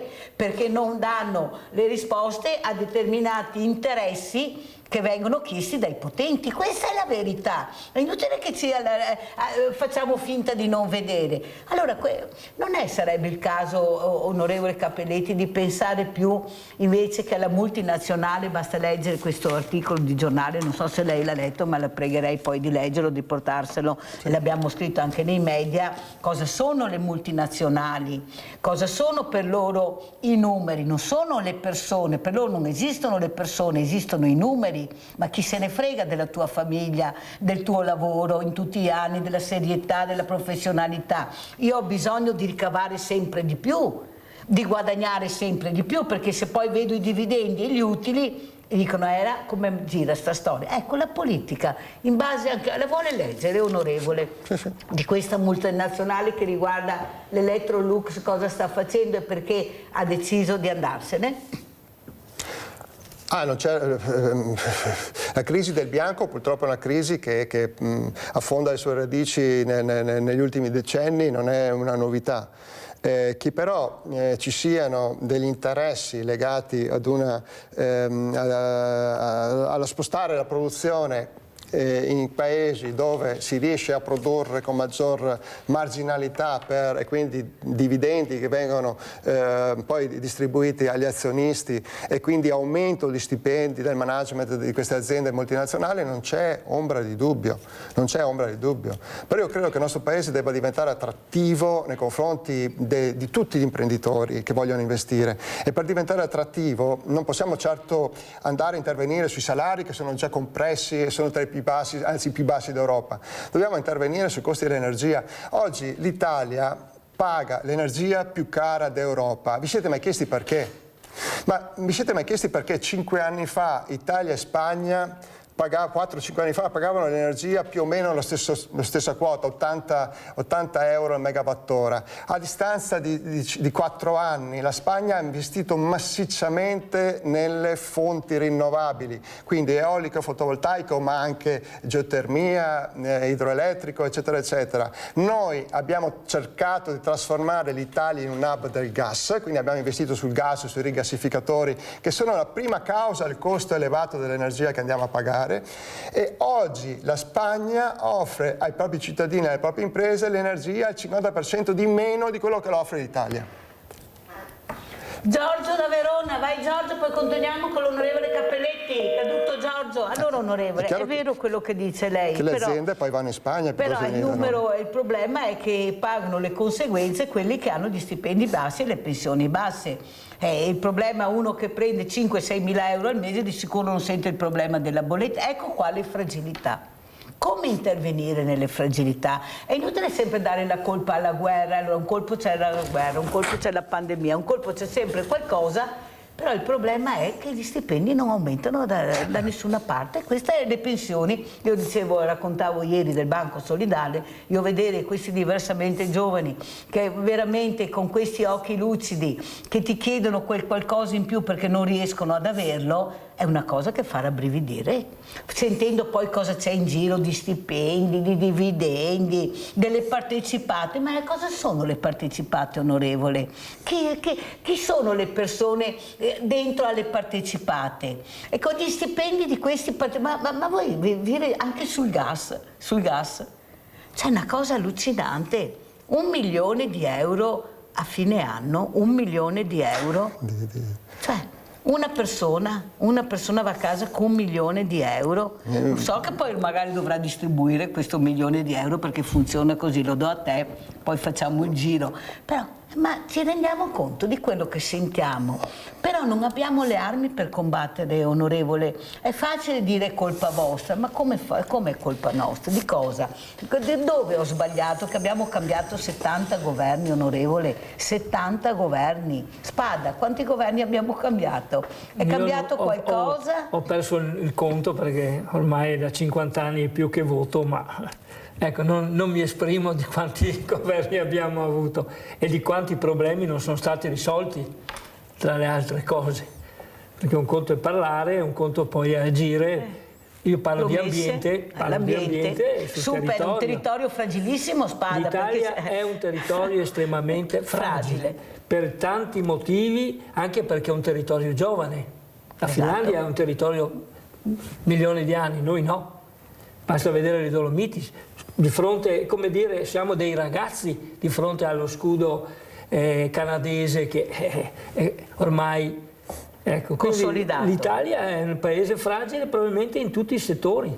Io entro nel piano ambientale e dico che sono state fatte delle scelte che a volte sarebbe stato meglio non fare. Giusy, vai Giusy. Ciao Mirella, buongiorno ai tuoi ospiti. Buongiorno. Volevo dire al signor Guido Spada, direttore forestale, che con questi fossi intubati in certe zone che fanno le piste ciclabili, che non servono, vedi poca gente in bicicletta, poca gente, gli anziani non vanno in bicicletta, e i giovani ce ne vedi pochi, e poi i centri commerciali con parcheggi di centinaia di metri asfaltati. L'acqua deve correre in qualche parte o no? Questo volevo dire, solo questo, vi ringrazio. Grazie Giusy. Allora, prego Spada, vuole commentare? Certo, ha ragione, l'acqua va al mare, questo è un vecchio detto, per cui è difficile fermarla. Se noi cementifichiamo tutto il Veneto, per dire, l'acqua se ne va velocemente, in un'ora e arriva al mare, perché appunto, ripeto, c'è questo tempo di corrivazione, cioè da un punto A a un punto B, che sta sempre più diminuendo. I veneziani nel 600 avevano fatto degli studi per cui ritenevano che il disboscamento eccessivo, sia delle colline che della montagna, creava dei problemi alla laguna per questa velocità che veniva trasportata. Più aumenta la velocità dell'acqua, più vi è il trasporto solido. Non dimentichiamo che poi il trasporto solido crea interramento. Quindi già i veneziani si erano posti questo problema. Oggi non so perché non si riesce, come dice l'onorevole, a capire questo. Se noi continuiamo a cementificare anche le aree urbane che potrebbero essere facilmente escluse, creiamo dei problemi, e saranno sempre problemi più grossi da questo punto di vista. Senta Spada, cosa ne pensa lei di questi bacini di laminazione che hanno diviso anche lo stesso partito della Lega in due, questi sindaci? Questo è un discorso delicato. Cioè, ovviamente bisogna salvaguardare i paesi che sono limitrofi al Piave in particolar modo, quindi zone da non costruire, eventualmente da utilizzare in maniera più attenta, potrebbe essere anche un bene. Cioè, evitiamo che appunto si creino delle strettoie per cui pulizia per esempio degli alberi è importante, perché altrimenti facciamo sì che i tronchi creino diga sui ponti. E li vediamo i tronchi. Ecco, quindi dico, bisognerebbe anche fare una certa pulizia degli alberi in maniera intelligente, giusta, non eliminare tutti gli alberi, perché gli alberi con le radici creano una certa solidità delle sponde, quindi creare nell'alveo pulizie, cioè regolari, non ogni 10 anni, bisogna farle regolari, in modo tale che l'acqua scorra sempre bene. Per quanto riguarda poi, ripeto, io non entro in merito, ma dico che l'ambiente è tutto. L'ambiente è agricolo, urbano, marino, montano, quindi biodiversità. Non è che dividiamo, l'ambiente urbano non interessa, ma invece... No, è l'ambiente dove viviamo noi, tutto ciò che circonda. E se gli equilibri vengono modificati possiamo avere dei danni. Onorevole Cappelletti, ecco, quello che ha detto la Spada è molto importante, è il bene della comunità, è il bene del territorio, però devi investire su quel territorio. Io prima parlavo di questi soldi del PNRR che dovremmo restituire perché molti non sono riusciti a spenderli. Ma come non siamo riusciti a spendere i soldi del PNRR? Se li abbiamo presi tutti, perché non abbiamo pianificato? Dobbiamo puntare, prima si parlava delle infrastrutture, della città metropolitana. A Venezia dopo mezzanotte non ti muovi più perché non c'è treno, non c'è più niente, perciò o prendi il taxi che ti costa l'ira di Dio oppure rimani fermo. Stiamo parlando di una città nel mondo. Siamo fermi, tutti parlano, promettono, ma siamo sempre fermi. Sono problemi, la città metropolitana, ho detto sarà 40 anni che la sento, alla fine ho ancora capito cosa vogliono fare di questa città metropolitana. Ma la politica, i servizi alla persona, di cosa si occupa? Ecco, quando vi riunite in Parlamento, quando legiferate, perché mancano i servizi alla persona in tutti i sensi. Ecco, si parla sempre della guerra, ho capito, ma noi che viviamo l'oggi, il domani, il nostro futuro, ne parlate, cercate di rimediare, la sicurezza, ad esempio un altro problema è la sicurezza. Adesso siamo tutti in campagna elettorale, prego onorevole. Ma guardi, noi ci siamo posti il problema, ossia quello di avere un'agenda, quindi un programma che sia condiviso coi cittadini. E abbiamo detto scriviamolo coi cittadini. Noi abbiamo l'ambizione nel 2027 di andare al governo del Paese. Di assumerci questa responsabilità, chiaramente dovranno decidere i cittadini, staremo a vedere, e che però parteciperemo a quella campagna elettorale con quell'obiettivo. Per dare un contributo alla piattaforma programmatica cosiddetta progressista, cioè di area di partiti che sostanzialmente rientrano nel centro-sinistra, la settimana scorsa noi che cosa abbiamo fatto come Movimento 5 Stelle? Abbiamo lanciato una call, cioè una chiamata ai cittadini, non ai nostri iscritti, ai cittadini tutti. Abbiamo detto, mettiamo da parte le bandiere di partito, organizziamo 100 eventi in 100 città, e abbiamo organizzato 100 eventi in 100 città in cui chiunque può partecipare. Abbiamo organizzato qui a Treviso, io ero anche presente, in tutte le province del Veneto, così come anche insomma, in 100 capoluoghi di provincia a livello nazionale. Hanno partecipato oltre 16.000 cittadini. E l'obiettivo della giornata, dalla mattina alla sera, era di dare una risposta a questa domanda. Ma quindi i politici, noi abbiamo partecipato per ascoltare, è completamente un paradigma rovesciato, è il politico che ascolta il cittadino, non il cittadino che viene ad ascoltare il politico. In quella giornata abbiamo chiesto ai cittadini di rispondere a una sola domanda: quali, secondo voi, sono gli interventi che devono essere fatti da un governo progressista per migliorare concretamente la qualità della vita delle uomini e delle donne nel nostro Paese. Chiaramente nei prossimi 5 anni, considerato un'ipotesi che noi si vada al governo del Paese. Sono uscite fuori migliaia e migliaia di proposte. Adesso sono al vaglio le abbiamo categorizzate, sono svariate centinaia. All'interno delle stesse ce ne sono, la stragrande maggioranza sono tutte coerenti, quindi vanno nella stessa direzione, le stiamo mettendo insieme. Ce ne dice qualcuna?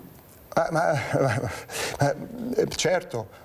Io ad esempio mi occupo di energia, faccio parte della Commissione parlamentare attività produttive, sono stanco, veramente vi dico, sono stanco di assistere a incontri con i rappresentanti sindacali. Perfino John Elkann è venuto da noi in Commissione attività produttiva a dire: guardate, la Gigafactory che dovevo costruire a Termoli da sola è un investimento di 4 miliardi di euro, un investimento gigantesco che tra l'altro ci serve come il pane, perché abbiamo bisogno delle batterie per 100.000 attività industriali che sono necessarie con le batterie, e l'andrò a realizzare a Barcellona perché l'energia costa di meno. Ecco, noi dobbiamo andare a creare le condizioni nel nostro Paese perché l'energia costa di meno. E come si fa ad abbassare il costo dell'energia nel nostro Paese? Andando ad investire in quelle fonti energetiche che producono energia a costi più bassi. Pensate che già oggi ci sono paesi tipo la Florida in cui durante certe ore del giorno il costo dell'energia è negativo, cioè io ti vendo l'energia e ti do anche dei soldi perché tu te la porti a casa, perché se ne produce talmente tanta, chiaramente è legata alla stagione, è legata all'orario, è legata al fotovoltaico, che è legato all'insolazione, eccetera.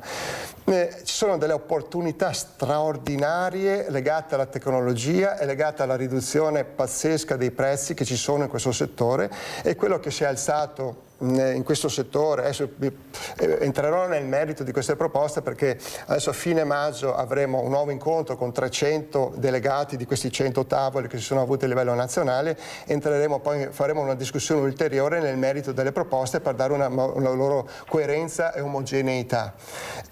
Comunque ciò che si è elevato è creiamo le condizioni per abbassare il costo dell'energia nel nostro paese, che non vuol dire nucleare, attenzione. Fermo, che non vuol dire eccolo nucleare. qua, mi ha anticipato sulla mia domanda.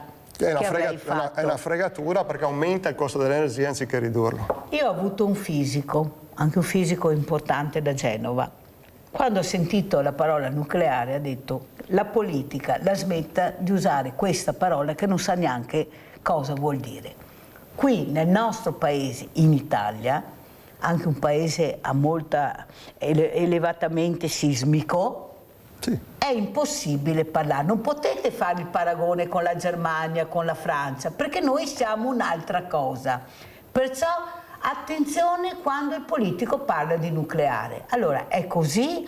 Oppure sentiamo veramente che la politica, con la storia delle guerre, intelligenza artificiale, ormai questa poi invece che di servizi alla persona pensa al nucleare? Il nucleare è in crisi da 30 anni, questo non lo dico io, lo dicono le statistiche.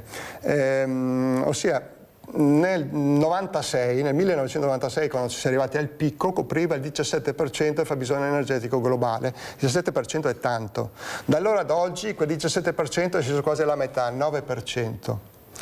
Perché? Attenzione, contemporaneamente sono aumentate in maniera folle le energie rinnovabili, ma veramente in maniera folle. Considerate che nel 2004, per realizzare 1 gigawatt di potenza, che è grosso modo potenza di una centrale nucleare con pannelli fotovoltaici, ci hanno messo 1 anno. Dopo 6 anni, nel 2010, ci hanno messo 1 mese. Dopo 6 anni, nel 2016, ci hanno messo 1 settimana. Nel 2023, 1 giorno, cioè ogni santo giorno del 2023 si sono creati impianti fotovoltaici di una potenza, a livello globale sto parlando, di una centrale nucleare. Adesso che siamo nel 2026 l'obiettivo è di 1000 gigawatt all'anno, quindi più di 1 gigawatt al giorno. È una rivoluzione, siamo noi dentro vivendo questa rivoluzione incredibile, che dipende da 2 fattori. Primo, il fatto che l'energia che viene prodotta con questi sistemi costa molto meno, 1/3, 1/4 rispetto al nucleare e un quinto o sesto rispetto al gas. Quindi permette a famiglie e imprese di pagare bollette molto economiche e di essere molto più competitive. E secondo, perché è diminuito il prezzo in maniera verticale. Pensate che un pannello fotovoltaico oggi costa il 90% di meno di qualche anno fa. Le batterie, che sono i sistemi di accumulo per avere energia durante la notte quando non c'è il sole, costano il 40% di meno di anno in anno. Cioè ci troviamo di fronte. Poi e chiaramente le energie rinnovabili non sono tutte a intermittenza, pensiamo all'idroelettrico. L'idroelettrico durante la giornata dovrebbe essere 0 e dovrebbe essere alimentato, come già succede in California, in molti paesi, dovrebbe alimentare le turbine durante la notte per dare energia nei momenti in cui non c'è l'insolazione.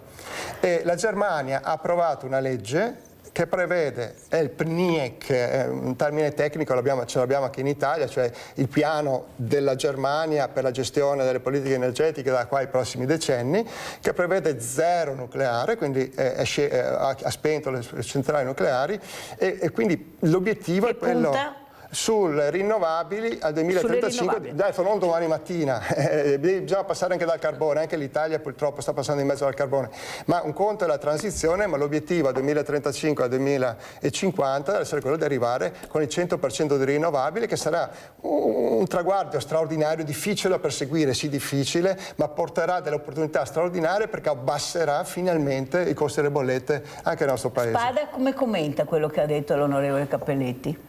Ecco, io posso solo sostenere che quello che ha detto è razionale, cioè è una logica, cioè noi dobbiamo puntare. Per esempio, l'Italia è ricca di sole, il sud. Ecco, tutte le case dovrebbero avere i pannelli solari, tutte, perché questo veramente crea poi un vantaggio per chi poi riesce, perché è un paese che quel sole lo abbiamo. Adesso io vedo con piacere che stanno tutte le fabbriche dovrebbero avere tutti i pannelli solari, perché ma infatti molte le stanno già facendo. I costi, io l'ho fatto 20 anni fa, mi pare, erano molto elevati. Adesso effettivamente più si va avanti, meno, perché ormai la tendenza sarà quella di creare... Allora c'è un cambiamento culturale anche energetico che si sta sviluppando nel nostro paese? Io penso di sì. Secondo me stiamo andando su quella direzione. Dobbiamo renderci conto che quella è la strada da percorrere. Perché allora, i carboni... Aspetti Spado, andiamo a sentire anche la lanciata Meloni su nucleare e poi anche Speranzon nucleare Marghera. Andiamo a sentire per capire allora come si sta muovendo anche il governo, perché veramente sono dei punti di domanda. Sentiamo. Sono necessari interventi di lungo periodo, di qui la scelta di riprendere il cammino del nucleare, puntando alle tecnologie più innovative per realizzare mini reattori sicuri e puliti che possano consentirci di avere maggiore sicurezza energetica a costi sensibilmente inferiori agli attuali. Una scelta coraggiosa per centrare gli obiettivi di decarbonizzazione, rafforzando però la sovranità industriale ed economica dell'Italia. E mentre il disegno di legge sul nucleare va verso l'esame parlamentare, nasce Nucleitalia, che è la società che si occuperà dello studio di tecnologie nucleari di nuova generazione, che potrà contare sull'eccellenza di 3 grandi realtà del sistema Italia, che sono Enel, Leonardo e Ansaldo Energia. Il tema del nucleare è un tema che deve essere affrontato con grande pragmatismo. Il nostro territorio valuteremo, chiaramente in questo momento il nostro obiettivo è cercare, semmai su Marghera, di avviare una trasformazione. Così il senatore veneziano e vicepresidente vicario di Fratelli d'Italia Raffaele Speranzon apre sulla possibile partita del nucleare anche a Marghera, sebbene specifica prioritaria su tutte la bonifica delle aree già altamente inquinate.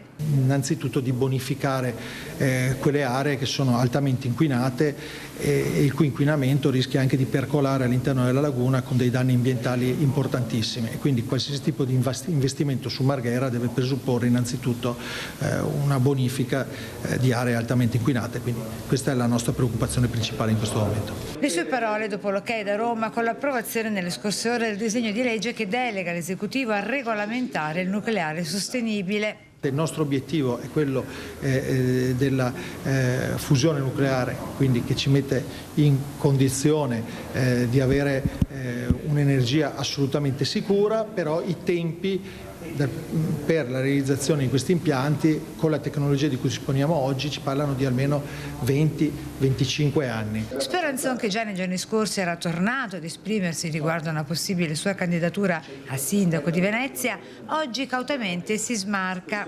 Guardi, è tutta fantapolitica. Ma poi ci ripensa. Per quanto riguarda il candidato sindaco di Venezia, chiaramente c'è un po' più di tempo perché le elezioni saranno nel 2026 e quindi insomma diciamo che sicuramente entro l'autunno del 2025 sapremo anche il nome del candidato sindaco del centrodestra a Venezia. E rilancia. Prima la partita per il presidente del Veneto ancora aperta e da cui, aggiungiamo noi, stando ai rumors, si saprà certamente qualcosa di più al termine del congresso regionale della Liga Veneta. Quale sarà la figura che arriverà dopo Zaia? Se spetterà Fratelli d'Italia alla Lega? Cioè, queste sono tutte domande alle quali finalmente tra qualche settimana avremo risposte. Le risposte le abbiamo avute, sappiamo chi è il nuovo presidente della regione, sappiamo chi sono i candidati per il futuro sindaco di Venezia, chi vivrà vedrà perché c'è un punto di domanda, le proiezioni, tutto, ma alla fine poi magari c'è sempre la sorpresa. Spada, la sorpresa che vorrebbe lei quale sarebbe ad esempio? Visto che abbiamo parlato di nucleare, di Marghera, manca solo il nucleare a Marghera, poi abbiamo tutto, non serve, abbiamo fatto shopping di tutto. Del nucleare. Io dico solo che per me la scelta del nucleare non la vedo molto bene. Io vedo più, e lo ripeto anche prima, potere che tutti gli italiani abbiano il loro fotovoltaico, che possano avere la possibilità di averlo, quindi prezzi che verranno sicuramente diminuiti. Poi sul nucleare io ho dei dubbi, ma non sono un esperto. Certo che l'esperto invece che è il fisico, che ha i dubbi anche il fisico, molti anzi dico proprio che dice a Marghera, di no. Già com'è non lo vedrei tanto bene io a Marghera, visto anche la situazione ambientale, perché si ritorna sempre all'ambiente. Sempre là. L'ambiente, ripeto, noi viviamo all'interno di un ambiente. Se lo alteriamo o creiamo delle difficoltà ambientali, ne paghiamo le conseguenze. Sa Spada che racconto sempre, lo dico anche all'onorevole Cappelletti, che sono stata appunto a Mestre, poi siamo andati a Marghera, a un certo momento abbiamo sbagliato strada, mi sono trovato su un posto che ho visto un'acqua che era di un verde Spada, che ho preso paura. Oddio, ho detto, solo vederla, solo vedere il colore di questa acqua terrorizzava. Guardate, una cosa incredibile. Allora, onorevole Cappelletti, non è che forse voi politici dovete pensare più che a governare tra opposizione, contrari, favorevoli, di fare veramente massa critica tutti assieme e vedere di mettervi assieme per dare proprio il bene della comunità, i servizi alle persone, perché ho capito io le guerre, ma le persone che sono in crisi, che hanno bisogno di supporto, non è che abbiano tutto sto quento di aspettare tutto questo tempo che qualcuno si decida a terminare le guerre. Cioè noi abbiamo bisogno di risposte immediate. Io devo andare da una famiglia, la mamma è in carrozzina, ha il figlio che vegeta da 40 anni sul letto, non c'è una struttura adeguata, sulla carta 9 persone che dovrebbero seguirla, a casa non arriva nessuno. Devo arrivare io, onorevole, ma mi scusi. E i servizi sociali dove sono? E il sindaco dov'è? Il sindaco che mi dice come lei ne ho tanti? No, intanto iniziamo da lei ad aiutarla. Cioè aspettiamo di trovare morta Iole che chiama, anche poveretta, che chiede aiuto. Cosa faccio con questo figlio? Per fortuna che la canonica gli ha dato 2 stanze. La canonica, capisce onorevole che porto questo esempio per non portare tutti gli esempi, che anche la politica deve dare risposte, perché anche Iole deve pagare le bollette, deve pagare un affitto, e come fa? La politica darà delle risposte nel momento in cui i partiti politici rifiuteranno i contributi dai privati, che sono le lobby che poi ne decidono l'indirizzo politico. Attenzione, la politica darà delle risposte a tutela dei cittadini solo quando verrà finalmente messo un bando, ossia verranno vietato i contributi privati, ad esempio da parte delle cliniche private nei confronti dei partiti, ma nel momento in cui un partito riceve i finanziamenti delle cliniche private, secondo voi deciderà sulla base della tutela e del sostegno della sanità pubblica o di quella privata per ringraziare l'imprenditore che ha... E come questo ci sono purtroppo troppe lobby che in questa maniera riescono non solo a influenzare, ma a determinare la linea politica di molti partiti. Lobby e massoneria andiamo molto bene, vero onorevole? Ma su questa del nucleare che viene abbandonato in tutto il mondo, ma in Italia ha una nuova giovinezza, mi pare che vada esattamente in questa direzione. Mi permetta solo di dire una cosa rispetto alla Presidente del Consiglio dei Ministri Meloni, che dice ma noi abbiamo bisogno di autonomia energetica. Ma qualcuno vada a spiegare alla Presidente del Consiglio dei Ministri che l'Italia non ha uranio arricchito. Ma non solo, ma manco l'Europa. Pensate che perfino la Francia l'acquista dalla Russia. Ci sono metà centrali nucleari in Europa che funzionano grazie all'uranio arricchito che arriva da una società russa che si chiama Rosatom, che ha il 40% del mercato a livello globale. Chiedetevi perché c'è l'embargo nei confronti del gas della Russia, ma non è mai stato allargato l'embargo nei confronti delle importazioni dell'uranio arricchito della Russia. Ma perfino gli Stati Uniti acquistano uranio arricchito dalla Russia. E quindi noi stiamo facendo il gioco dell'oca, veramente. Cioè noi chiudiamo con le importazioni del gas perché c'è stata l'invasione dell'Ucraina, per carità, giustissimo, non finanziamo la guerra. per andare a investire probabilmente centinaia di miliardi, perché parliamo di varie centrali nucleari nel nostro paese, che saranno soldi pubblici, perché di imprenditori privati si possono investire nel nucleare in Italia non ce ne manco uno. Allora andare a investire per poi essere nuovamente dipendenti dalla Russia e dal Kazakistan, che è la zona di provenienza del materiale fissile, per alimentare le centrali nucleari. Per fare cosa? Per fare energia economica? No, per fare energia che, guardate, ho citato durante gli interventi che sto facendo in Commissione Giustizia, li farò in aula, tutti i dossier, tutti i report di tutte le autorità internazionali, secondo le quali il costo dell'energia prodotta dal nucleare sarà molto maggiore di qualsiasi confronto con energie da fonti rinnovabili con sistema di accumulo. No, noi dobbiamo andare a investire invece sulle rinnovabili, su quelle fonti energetiche che siano sostenibili dal punto di vista ambientale. Considerate che le scorie nucleari hanno una decadenza di centinaia di migliaia di anni. L'Italia non è ancora riuscita, nonostante un governo pro-nucleare come la Meloni, a decidere cosa fare, come disporre delle scorie nucleari delle centrali di 40 anni fa. E questo perché? Perché altrimenti ci sarebbe un contrasto politico delle comunità locali che non vogliono il deposito. E il sottoscritto ha presentato un emendamento proprio per tutelare Venezia, che a proposito va al voto la settimana prossima, in cui chiedevo, proprio su questa legge delega citata dalla Premier Meloni, in cui chiedevo che il deposito di scorie nucleari non venga fatto a Venezia, che è una città fragile, ma vorrei anche vedere, ma ovviamente neppure la provincia, ossia Marghera, Mestre, eccetera, che hanno già pagato un conto altissimo, tra i più alti d'Italia dal punto di vista dell'inquinamento ambientale. Lo sapete che cosa ha fatto il governo e la maggioranza? Il governo ha dato parere contrario e la maggioranza ha bocciato questo emendamento. Mario da Belluno. Buongiorno Mirella, allora sarò sintetico, volevo dire che sarà certamente una cosa nel merito della quale servirà a riflettere, che però delegare alle politiche le patate bollenti vuol dire arrampicarsi sugli specchi, perché le politiche siamo noi che andiamo a votarle. Ecco, se vi pare che sia il caso di poterti riflettere sul merito, a me pare di sì. Grazie, buongiorno a tutti. Abbiamo sentito anche Mario da Belluno. Una cosa che volevo chiederle, onorevole, lo so che lei si occupa di politiche energetiche, però io ho cominciato col Banco Alimentare e vorrei finire col 5 per 1000. Sì.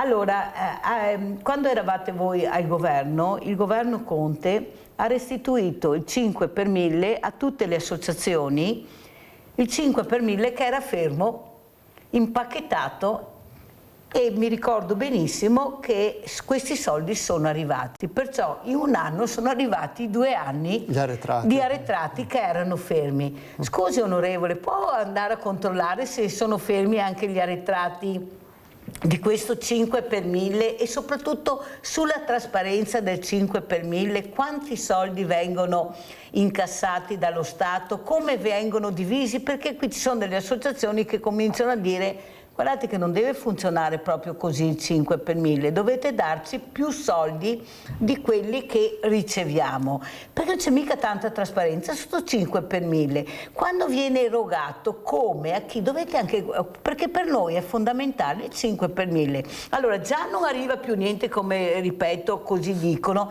e le prego di verificare dal Ministero. Ci manca solo che il 5 per 1000 non arrivi in base proprio a quello che invece i cittadini hanno destinato, che sono per le associazioni, che hanno diritto di avere i soldi, perché anche questo viene diviso, viene tassato. Allora onorevole, non le sembra che sia il caso, con tutto il rispetto che io posso avere per il nucleare, per il riarmo, di guardare anche quello che veramente serve alle associazioni per tenere in piedi il paese, perché siamo noi che teniamo in piedi il paese, onorevole, e vedere se riusciamo veramente a pagare meno tasse ed essere meno penalizzati?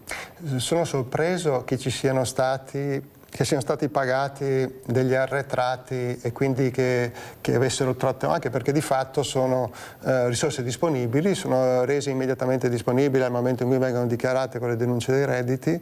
Vabbè, il tempo tecnico di realizzare i calcoli e di effettuare la ripartizione ma non dovrebbero essere necessari degli anni, dovrebbero essere di anno in anno, e poi anche, siccome è un processo standardizzato perché è sempre uguale, Io non oso pensare che non ci sia... Neanch'io, onorevole, anch'io non oso, però lo dico, siccome era successo... L'Agenzia delle Entrate, chiaramente, quindi fa capo a Giorgetti, se vogliamo, come referente politico, però che vengano fatti, che ci siano degli errori nella suddivisione, spero e credo di no, onestamente, al di là del fatto di chi stia al governo oggi o domani.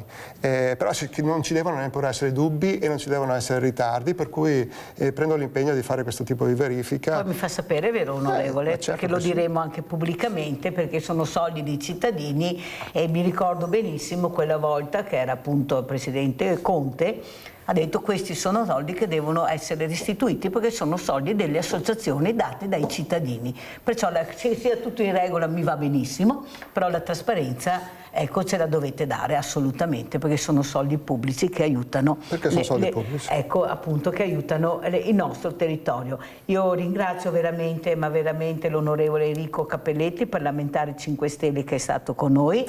Vediamo se riuscirà anche lui ad avere delle risposte più chiare e che ci sia più trasparenza in politica sui soldi pubblici. Questo lo dovete fare, onorevole, assolutamente sì. Mentre Guido Spada rimane un po' con Mirella, perché devo fare vedere dei servizi che ho e vorrei commentarli con lui e col prossimo ospite. Perciò salutiamo l'onorevole Enrico Cappelletti e alla prossima, allora, onorevole. Grazie e arrivederci a tutti. Grazie, pubblicità.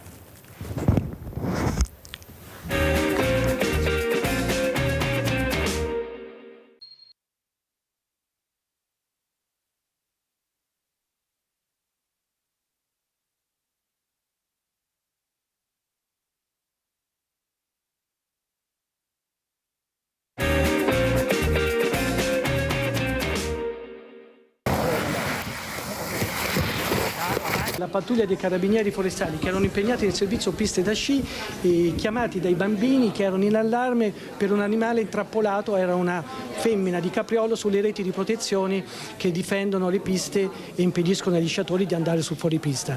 I nostri carabinieri sono intervenuti e sono riusciti a mettere in salvo l'animale e restituirlo alla sua vita selvatica. Impigliato a bordo pista nella rete di protezione, il capriolo spaventato si lascia liberare e rientra nel bosco. Il salvataggio sulle piste da sci in località Caberlaba ad Asiago domenica è solo uno dei tanti interventi dei carabinieri forestali del Veneto e che dimostra come le nuove generazioni siano sensibilizzate e siano importanti nella tutela e nella salvaguardia dell'ambiente. I carabinieri forestali hanno presentato il report degli interventi dell'anno appena passato. Nel 2024 sono stati eseguiti 46.875 controlli, perseguiti 529 reati per un totale di oltre 546.000 euro di multe. Negli ultimi 3 anni i controlli sono aumentati del 15% e le multe del 5%. Prevenzione contro gli incendi boschivi, tutela delle specie animali, attenzione alla biodiversità e ai cambiamenti della fauna.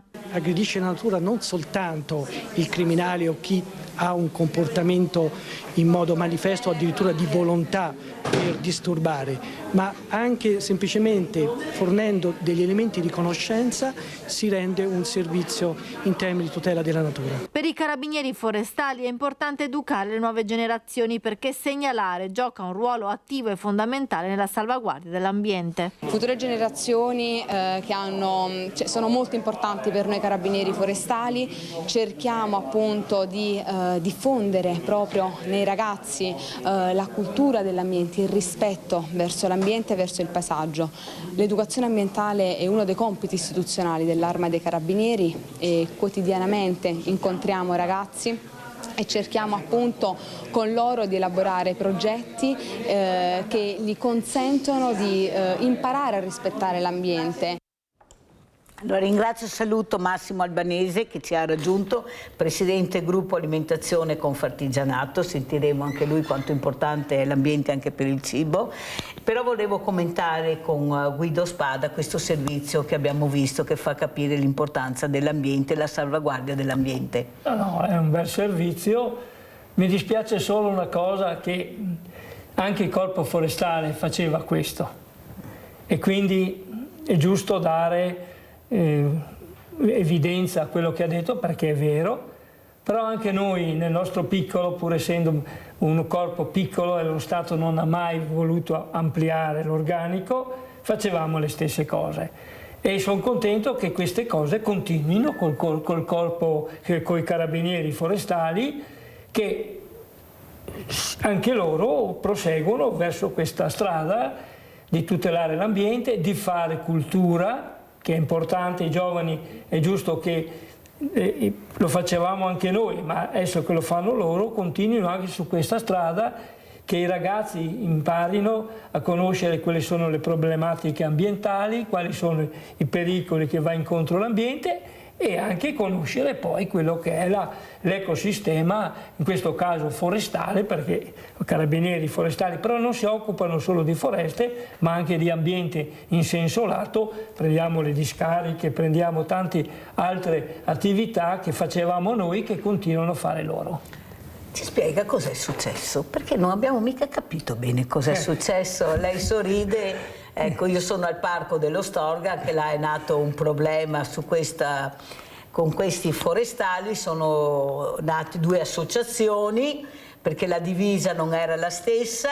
Cos'è successo, Spada, che non abbiamo ben capito come mai i carabinieri sono diventati forestali, forestali carabinieri? Cioè c'è stata una volontà politica precisa di sopprimere il nostro pluricentenario corpo forestale e indirizzarlo verso i carabinieri. Ma il problema non è tanto questo, è il fatto che i carabinieri erano un corpo armato, cioè, quindi era un corpo militare. Certo. Noi eravamo un corpo armato ma civile. Questo trasferimento da un corpo civile a un corpo militare ha creato dei problemi, soprattutto per quelli che, come me, io ero già in pensione perché ho una certa età, che si sono trovati un po' così, non so come dire, spaesati, gente che ha sempre per 30 anni fatto un certo tipo. Non è che è cambiato, non è che i carabinieri forestali hanno cambiato il punto in bianco le loro attività, e il problema forse era questo. Poi un altro problema è che noi avevamo una capillarità sul territorio, pur essendo pochi, e avevamo, ecco, il nostro rapporto, specialmente con la gente del posto in montagna, era un rapporto di reciproca fiducia o anche di conoscenza del territorio ben preciso. Una stazione di Auronzo di Cadore oppure di Crespano conoscevano tutto il loro territorio e avevano un rapporto con la popolazione piuttosto stretto. Da quello che ho sentito oggi, questo controllo del territorio non c'è molto. Io mi riferisco, non voglio fare polemiche, ma certe zone anche nostre sono state un po' abbandonate. Il Monte Grappa, avevamo comandazione di Borso, di Crespano, di Possagno ai miei tempi, quindi forse era un po' più... Ma il rapporto poi anche con le persone, con la gente, che oggi come oggi, io non entro in merito, però mi sembra che stia un po' diminuendo. Sì. Scusi se sono stato... No, infatti ho fatto apposta la domande spigolose, perché bisogna anche farle. Bisogna anche è la politica che ha voluto questo, con mio dispiacere e non solo mio. Però questo prendiamo atto e speriamo che continuino bene sulla strada che hanno intrapreso. Mentre sentiamo cosa racconta Massimo Albanese per questo ambiente, ecco, il cibo sano, bisogna mangiare sano, il prodotto col cibo sano è un altro prodotto. Com'è la situazione, queste materie prime che aumentano sempre di più, poi voi dovete vendere il prodotto, è un bel problema. Prego Albanese. Allora, diciamo che il cibo sano è sicuramente uno degli argomenti principali delle attività artigianali di cui io faccio parte, e con tutti i miei colleghi portiamo avanti quello che è la promozione e la vendita di prodotti fatti a regola d'arte. Cosa vuol dire regola d'arte? Che rispecchiano i processi produttivi e il rispetto delle materie prime e la valorizzazione delle materie prime. Queste materie prime che in buona parte oggigiorno vengono anche utilizzate quelle a chilometro zero, quindi il territorio ci fornisce buona parte delle materie prime che noi poi riutilizziamo per fare i nostri elaborati.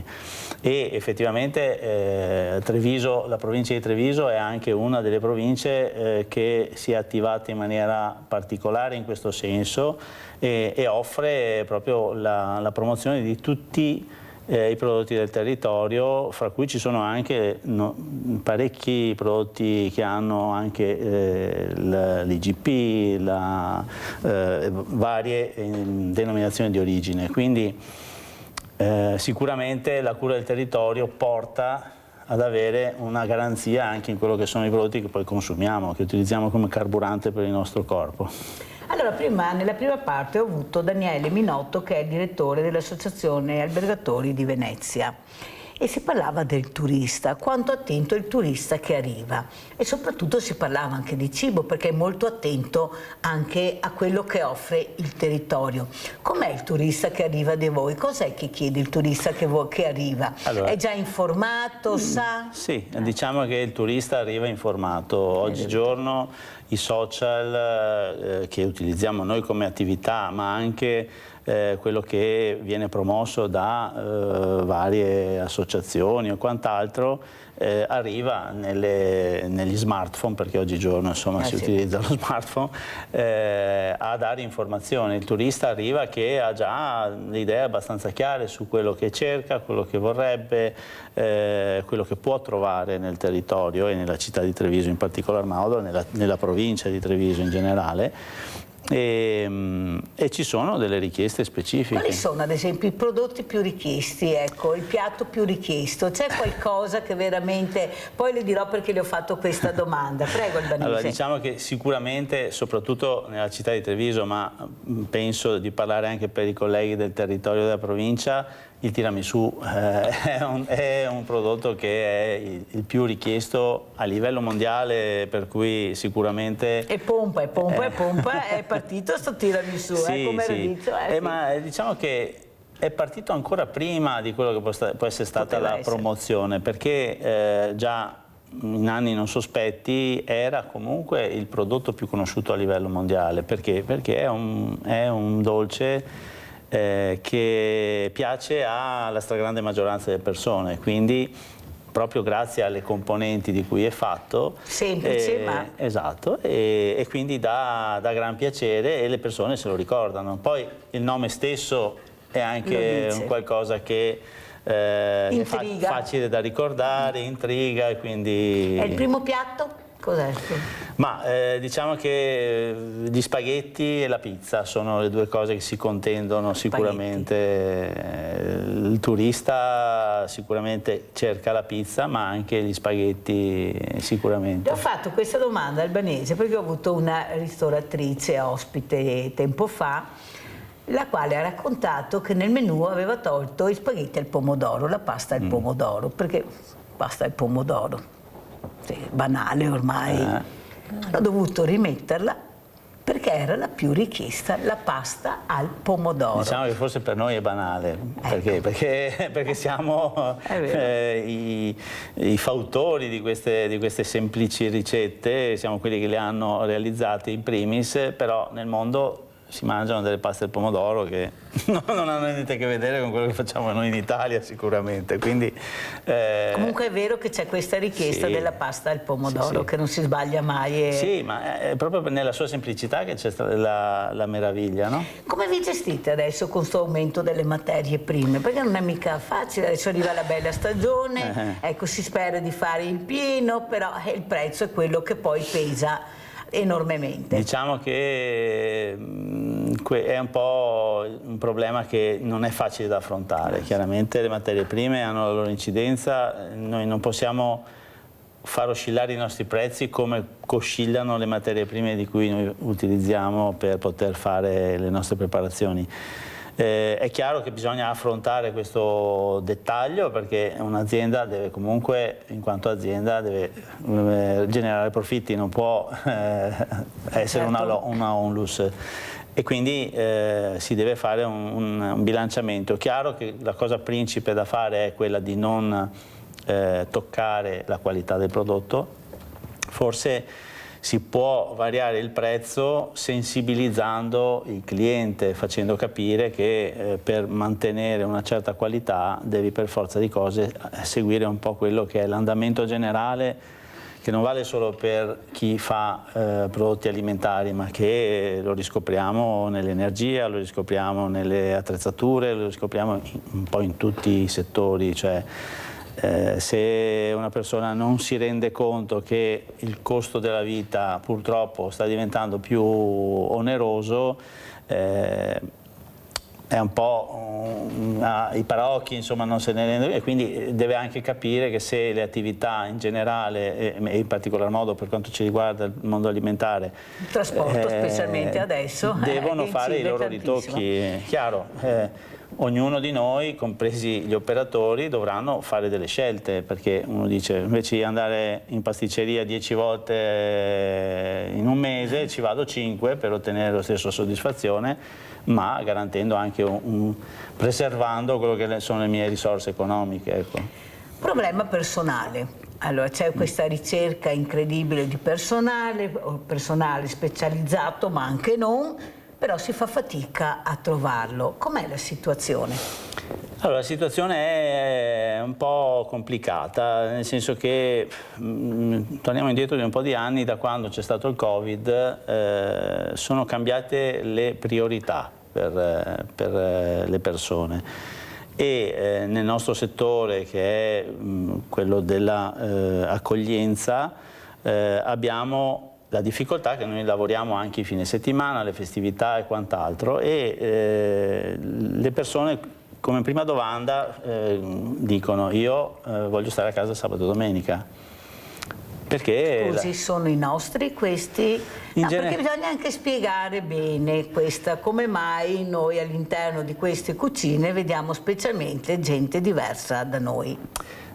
Sì, diciamo così che li chiamano, non è che li chiamo diciamo io. che gli extracomunitari, un po' come gli italiani quando emigravano all'estero, si adattano di più, perché ne hanno l'esigenza maggiormente rispetto al locale. Dopo non si può fare di un'erba un fascio, perché ci sono comunque delle persone che si impegnano, che fanno. Io ho i miei dipendenti che sono sempre disponibili e anzi li ringrazio tutti i giorni, perché effettivamente solo che se io devo cercare personale nuovo ho questa difficoltà, nel senso che spesso pongono dei paletti. Corro Albanese perché il tempo purtroppo è tiranno. Dove vi rivolgete quando avete bisogno di personale? Come fate? Allora, diciamo che ci sono le società preposte, ma lì non sempre riescono a fornire il personale che è idoneo a quello che sono le nostre necessità. Poi si lavora con le piattaforme che in buona parte offrono una maggior divulgazione della richiesta di personale e forniscono un parco più ampio di opportunità. Anche lì c'è da scremare, ovviamente, non è detto che ti arrivino le persone che sono pronte ad affrontare le necessità di cui tu hai bisogno. Senta Albanese, noi parliamo molto della nuova tecnologia, dell'intelligenza artificiale, ma secondo lei, per quanto riguarda il lavoro, non sarebbe utile ritornare ad avere un ufficio per l'impiego come c'era una volta anche in provincia, dove vedi subito la domanda e l'offerta, la richiesta e l'offerta, invece di andare su certe piattaforme oppure agenzie interinali? Io dico sempre, ma perché non ci fate vedere i curricula delle richieste di lavoro? Perché non riusciamo a capire. Allora, io cerco lavoro e non lo trovo, perché così mi arrivano anche i messaggi. Io invece voglio lavorare, ma nessuno mi chiama, eppure ho mandato il curricula. Non sa che forse dobbiamo, invece che fare un passo avanti, un passo indietro, e tornare a fare quello che si faceva una volta a livello anche provinciale, dove c'era un ufficio, che c'è ancora l'ufficio per l'impiego, però non si riesce bene a capire com'è la situazione tra provincia e regione. Albanese. Allora, diciamo che sarebbe opportuno che ci fosse un organo che indirizza. Questo sono d'accordo, perché spesso noi mettiamo un annuncio, cercasi banconiere, banconiera, cercasi pasticcere, pasticcera, e i curricula che arrivano sono di persone che non hanno fatto assolutamente niente di questo tipo di lavoro. Si propongono, per carità, è giusto che non si proponga, però se io cerco un professionista perché ho bisogno in quel momento del professionista, non mi posso impegnare a formare una persona che non ne ha assolutamente competenze, perché in quel momento ho bisogno di qualcuno che sappia performare. Quanto aiuta l'alberghiero? Beh, allora, gli istituti professionali si impegnano sicuramente, purtroppo non riescono a offrire quello che è il quadro reale del mondo del lavoro. Nonostante ci siano percorsi di stage che portano comunque i ragazzi all'interno delle strutture, ma non è sufficiente secondo me, perché il ragazzo esce fuori dalla scuola che è ancora giovane, non ha ancora ben chiaro quello che vorrebbe fare nella sua vita e forse pensa, entrano in gioco anche i media, perché la televisione ha dato un'immagine di quello che è la professione che mi riguarda in particolar modo, che sia tutto facile, che sia tutto veloce, che sia tutto semplice. Invece ci sono degli impegni da affrontare, delle fatiche, quindi... è troppo presto? Sì, il ragazzo che esce fuori dalla scuola non ha ancora ben chiaro, salvo alcuni casi dove c'è il ragazzo che ha ben in mente quello che vuol fare, però spesso sono ancora un po' immaturi e se ne rendono conto nel percorso, dopo che escono dalla scuola, se riescono a trovare un'azienda dove poter iniziare la loro attività, che magari vorrebbero fare altro. Allora, Spada, è il caso di parlare di una parola che è la passione. Ecco, se tu hai questa passione, la senti fin da piccolo. Io mi ricordo che ho avuto un cardiochirurgo e non solo, ho detto, io a 6 anni sapevo già che avrei fatto il cardiochirurgo. Non è che questi ragazzini siano così sprovveduti, è che offriamo loro tanto, diamo tanto, è logico che poi quando hai 14-15 anni sei un po' confuso, ma veramente sai quale passione? Cos'è la passione, Spada? Lei ne sa qualcosa, Per me la passione, cioè anch'io ho avuto la passione già da 10-12 anni di fare il forestale. Cioè secondo me è anche è dentro di noi. Se un ragazzo ha passione, che vede che a 10 anni vuol fare qualcosa in cucina, probabilmente ha anche questa passione. Io l'ho avuta, non ho avuto dubbi. Ho fatto le superiori e sono andato a fare il forestale perché volevo fare il forestale, cioè era un mio desiderio, come quello che vuol fare l'ufficiale dell'esercito, quello che vuole fare, ma secondo me si ha questa sensazione già da giovani. A maggiore allora dire che la passione la senti. Uno va a fare una scuola e poi si rende conto che non è la sua scuola, a volte poi vengono dei problemi anche dopo aver preso il diploma o la laurea. Senta, Spada, la famiglia quanto è importante? È la famiglia di lasciare liberi sti ragazzi, di non insistere su quello che tu vorresti che fosse tuo figlio, diventasse tuo figlio, oppure quello che tu non sei riuscito a diventare? Non sono uno psicologo, so soltanto che quando ero piccolo mio nonno in particolare mi indirizzava su certe, che era quella che poi volevo fare io. Però oggi io non sono psicologo, oggi il mondo è completamente diverso da quando ero io giovane e le problematiche penso siano molto difficili anche per i genitori capire poi esattamente cosa vuol fare il figlio, perché il mondo è diverso.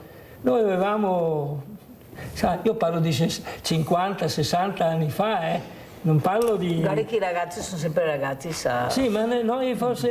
Però avevamo, a mio giudizio, anche un po' di indirizzo. Ma questo è un altro discorso, ma loro sono sempre ragazzi, non dimentichiamocelo. Abbiamo Daniele da Verona, vai Daniele.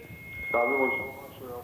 Buongiorno. Per quanto riguarda il settore, come il suo ospite di pasticceria, vabbè, io provengo da una scuola professionale dove che fortunatamente, essendo concomitanza, studio ma soprattutto pratica, sono uscito da questa scuola che già sapevo lavorare in un'azienda. Cioè, questo che manca anche alle scuole, secondo me, alberghiere, dove fanno troppa teoria e poca pratica, cioè dovrebbe essere spostati gli alunni, diciamo così, più nelle aziende dove che toccano con mano la produzione reale, e quella della scuola non sarà mai reale. Oppure bisogna cambiare completamente il settore scolastico in merito, perché abbiamo bisogno di persone sempre più professionali, dove che escono dalla scuola e che sanno già lavorare, perché sennò, come dice il suo ospite, non hanno sempre il tempo di stare lì dietro a insegnare, cioè al giorno d'oggi ci vogliono delle persone che sappiano cosa devono fare. E poi chiaramente le modalità da azienda a azienda cambieranno sicuramente, però se uno deve fare una crema pasticcera deve saperla fare, non che uno deve lì a rispiegarti ma come, perché. Cioè, questa è la sostanza, e così dovrebbe andare anche tutto il resto del mondo del lavoro per qualsiasi diciamo così settore. Ecco, tutto qua. Grazie, saluti. Grazie a te caro Daniele, salutiamo Verona. Allora, come commentiamo la telefonata di Daniele Albanese? Diciamo che per certi aspetti sono d'accordo con il collega, perché forse l'importanza della teoria e della cultura dell'individuo sono fondamentali, perché nel mondo del lavoro poi dopo non ci si scontra solo con quello che è la praticità, ma è la gestione, l'organizzazione, gli approvvigionamenti, il comparto della burocrazia che oggigiorno ci fa, soprattutto per noi imprenditori, ci fa spostare il nostro tempo più che dalla produzione a quello che è la gestione, e in certi casi forse è un onere esagerato quello che ci viene richiesto per quello che magari sono i volumi e gli approcci di lavoro che noi abbiamo. Però quindi la cultura è importante, perché se un ragazzo vuole fare questo tipo di lavoro ma ha le ambizioni di diventare anche imprenditore, è chiaro che deve avere delle basi, deve sapere che cosa va incontro e quali sono le capacità che gli vengono richieste. Per contro è anche vero che negli istituti professionali si sono aumentate ulteriormente le materie teoriche e si sono ridotte quelle che erano gli orari, i tempi dedicati a quello che è invece la pratica. In più forse per quello che è la mia conoscenza, che però non sono certo, non c'è, io quando ho fatto la scuola alberghiera avevamo a disposizione 3 cicli di esperienza pratica nel quale noi partivamo fin dalla prima superiore a fare un menù completo, quindi dall'antipasto al dolce. Per quello che ne so, questo tipo di organizzazione è cambiata dando delle priorità su alcuni argomenti, quindi l'allievo si forma per step, non ha una visione completa.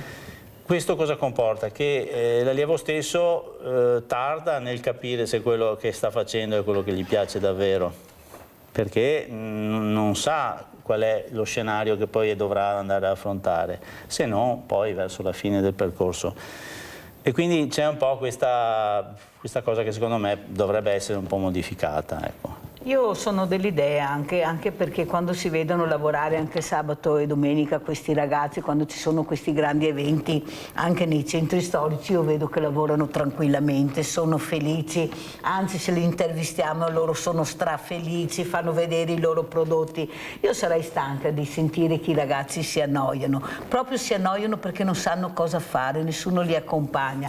Se io ho la passione, anche se faccio la scuola e faccio la didattica, ma poi al pomeriggio faccio la manualità, ecco, mi intrigo, forse avremo anche meno ragazzi per strada. Non è mica vero che tutti non vogliono stare a scuola. Durante la pandemia li trovavamo a scuola, erano là seduti sui marciapiedi, forse non abbiamo proprio loro si stanno annoiando perché non diamo il gioco che a loro piace. Ma se hai la passione, allora studi, poi vieni con me che ti porto ad avere la manualità su quello che a te interessa, cioè se no non ce la faremo mai. Albanese. Sì, e sono stanchi e hanno troppi impegni, ma ecco, vai a capire. Questo secondo me è un problema della società. Il ragazzo fin dalle elementari deve avere tutta la giornata impegnata, cioè finisce scuola, deve fare, che ne so, il calcio piuttosto che il torneo di quest'altra cosa, poi insomma effettivamente le giornate sono pienissime. Quando ero bambino io mi divertivo giocando in strada con gli amici del quartiere o costruivo qualcosa, quindi c'erano dei tempi che erano dedicati alla persona senza dover essere incasellati per forza in un quadro generale della giornata e che poi si protrae nel mese, nell'anno, quindi uno non sa se può sviluppare, sì, questo può servire per sviluppare maggiori interessi, però è anche vero che poi si disperdono le energie, non è concentrazione su un argomento specifico. Ma tu hai chiesto a quel ragazzo se ha voglia di fare qualcosa? Perché noi diciamo sempre, siamo noi che decidiamo sempre quello che loro dovrebbero pensare, no? Dobbiamo anche capire cosa hanno voglia di fare, perché sennò non ne veniamo fuori, poi vediamo la creatività che hanno, però qualcuno li deve tirare fuori da soli, non ce la faranno mai. Spada, con quale messaggio ci saluta? Ormai è finito il tempo? Cosa diciamo a questi genitori e a questi nonni, ecco, i loro figli e i loro nipoti? Non sono psicologo, ma sono sicuro che l'aiuto dei genitori è fondamentale. Lasciarli soli a volte poi non paga. Avere un po' più di pazienza. Io, ripeto, con i miei figli a volte per lavoro sono stato via anche mesi, però quando rientravo cercavo di vedere, di aiutarli, anche se io ero spesso fuori casa per motivi di lavoro. Ma c'era qualcuno che lo guardava? Certo, c'era sua madre e i nonni anche, che sono importanti anche quelli. Sentiamo Oggi invece Massimo Albanese con quale messaggio vuole dire qualcosa che magari non ha detto? Sì, diciamo che mi fa piacere parlare anche di questa cosa, perché ci saranno coinvolti anche i ragazzi di una scuola professionale. Questo fine settimana, da venerdì a domenica, c'è una manifestazione organizzata. Abbiamo la locandina, forse, vediamo se riusciamo a vedere la locandina. Prego, Albanese. È un'organizzazione, una manifestazione organizzata da Confartigianato. E questa? Eccellenze della Marca, sì, che vede coinvolte le realtà artigianali del territorio che propongono i loro prodotti, che sono appunto dei prodotti fatti a regola d'arte. Ci saranno anche i ragazzi del CFP che faranno anche loro delle lavorazioni, quindi coinvolgiamo i giovani andiamo a vederli questi ragazzi. In questo fine settimana ci saranno appunto delle degustazioni e anche dei momenti di coinvolgimento con il pubblico. Ci saranno 9 aziende artigianali che vanno ad ampio spettro, nel senso che ci sarà gelateria, pasticceria, panificio, il reparto degli alcolici, salumi, formaggi. Un menù completo, sì, diciamo. Ci sono varie realtà che offrono i prodotti fatti appunto a regola d'arte dagli artigiani. Grazie anche a Massimo Albanese, presidente gruppo alimentazione Confartigianato, di essere stato con noi. Grazie ancora a Guido Spada. Pubblicità, anzi andiamo a vedere il vostro assegno a chi è andato.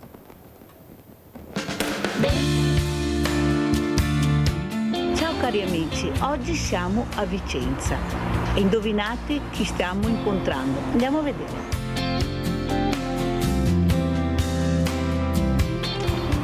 Permesso, eccola qua, ciao Floriana, ciao carissima, eccola qua.